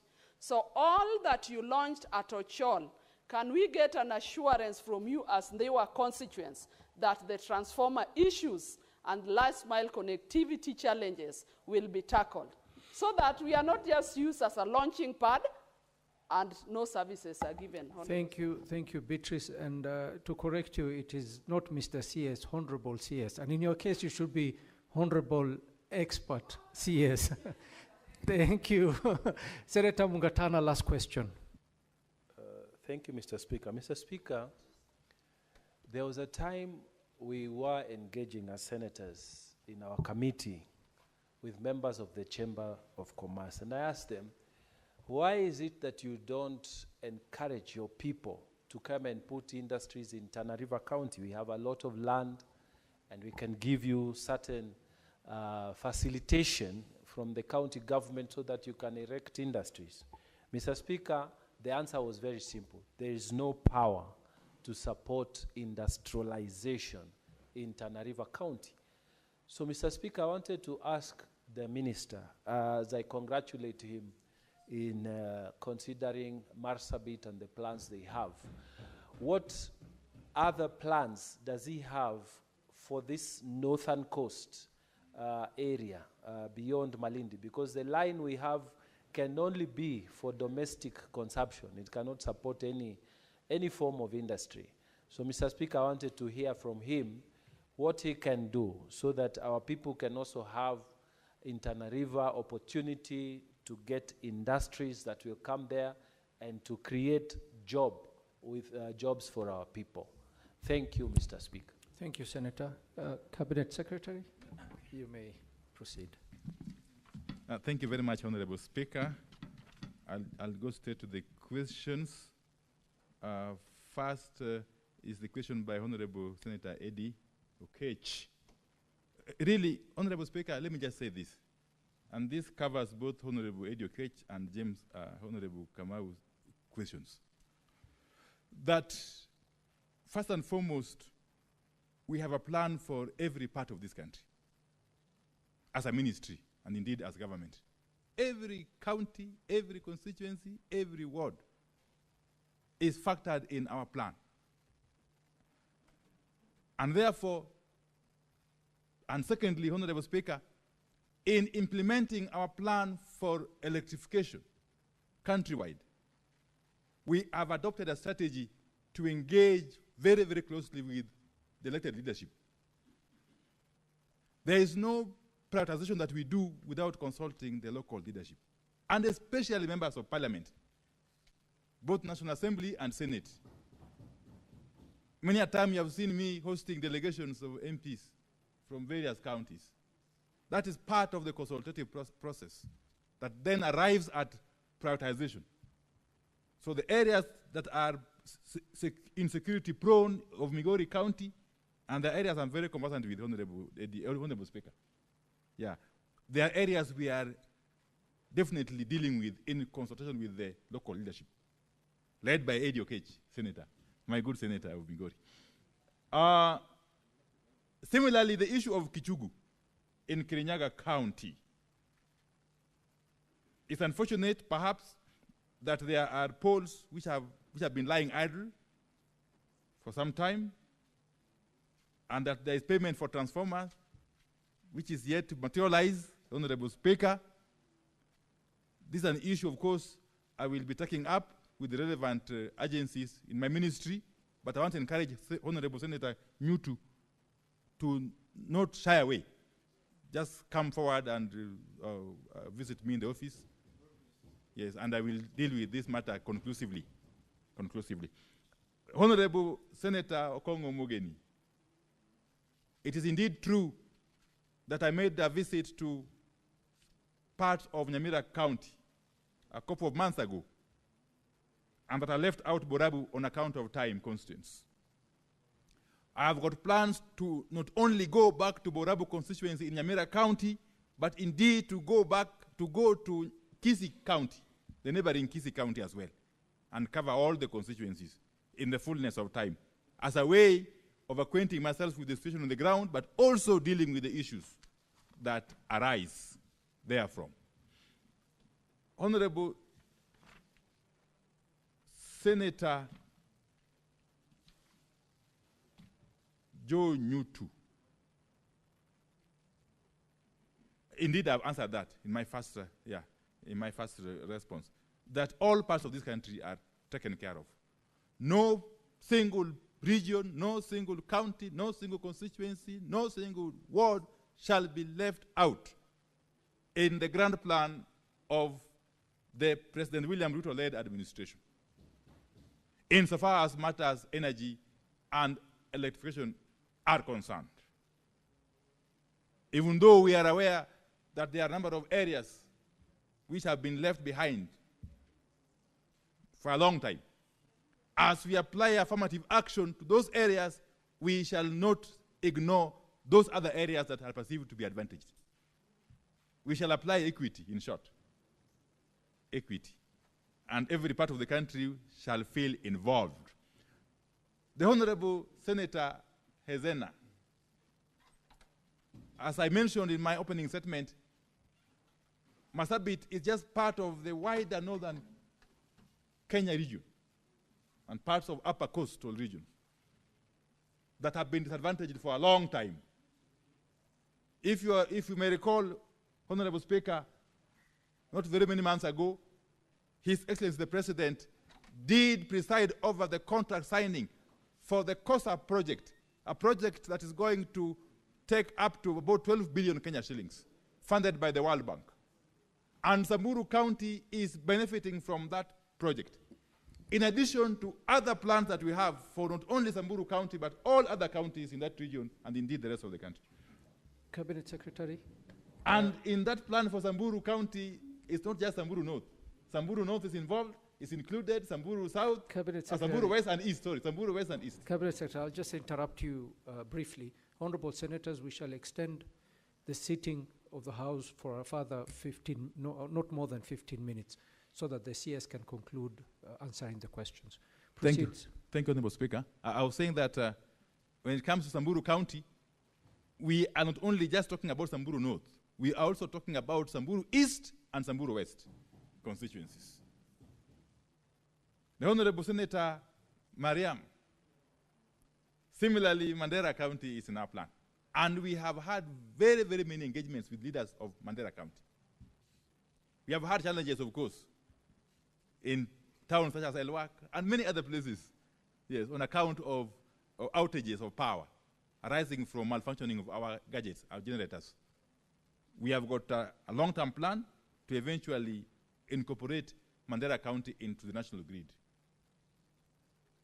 I must have mentioned earlier, Honorable Speaker, that for Marsabit, for instance, parts of Moyale town are served from Ethiopia. Actually, we serve Moyale town entirely from Ethiopia. And there's no harm doing that. There's nothing wrong with that. Because we're actually encouraging what we are calling East African power pooling. That power can be able to flow across the boundaries. That those who need it can import it, those who have excess can export it, and so on and so forth, to make it affordable and cost-effective. There are discussions at an advanced stage between ourselves and the government of Ethiopia to see how far we can extend their power to other parts of that corridor, apart from Moyale. Not forgetting, of course, the fact that we also import that power to Suswa, about 200 megawatts. Okay. Honorable Beatrice Ogola. You know, what we launched what indeed the President flagged in Kologi, the Kanyamwa place, is it Kanyamwa there? In Kologi area of Ndiva constituency, was the last mile connectivity project for the entire Homa Bay County. A project which is funded by European Union, EIB, and so on and so forth. And that project is covering almost the entire country, apart from those other counties that are famously referred to as off-grid, which, as I've said, are being dealt with through mini-grid solutions. So that 2.1 billion project for Homa Bay County is not going to stall because there is adequate funding for it, and we have committed to have it completed by November this year. And Ndewa is definitely part of Homa Bay County, and Ndewa will definitely benefit. And that's the place where we did the launch, Honorable Speaker. Honorable Speaker, I want to go to the last question, really, by the Honorable Mungatana, and I'm very happy that Tana River County is now receiving the necessary attention. And my good friend, the Honorable Senator Mungatana, has been at the forefront, really, of championing for the cause of Tana River County and indeed the rest of that region. Those efforts are now yielding fruits, Honorable Mungatana. And I'm sure you are aware, Honorable Speaker, that if I leave out the issue of the transmission projects that we are doing, Tana River County is going to benefit from about 240 million shillings worth of mini-grids under the COSAP program. Some 4 mini-grids will have to be done in Tana River County.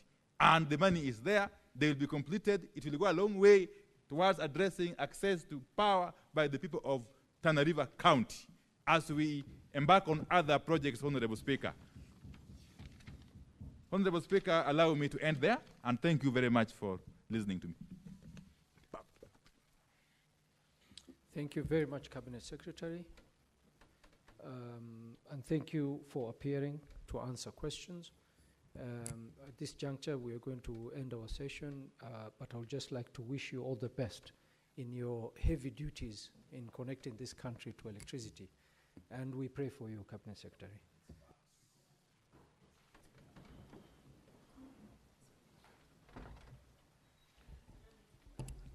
Honorable Senators, it is now 1:04 p.m. and having concluded the business for which I extended the hours of sitting pursuant to Standing Order 34-2A, the Senate stands adjourned until later today, Wednesday, 4th June 2025 at 2:30 p.m.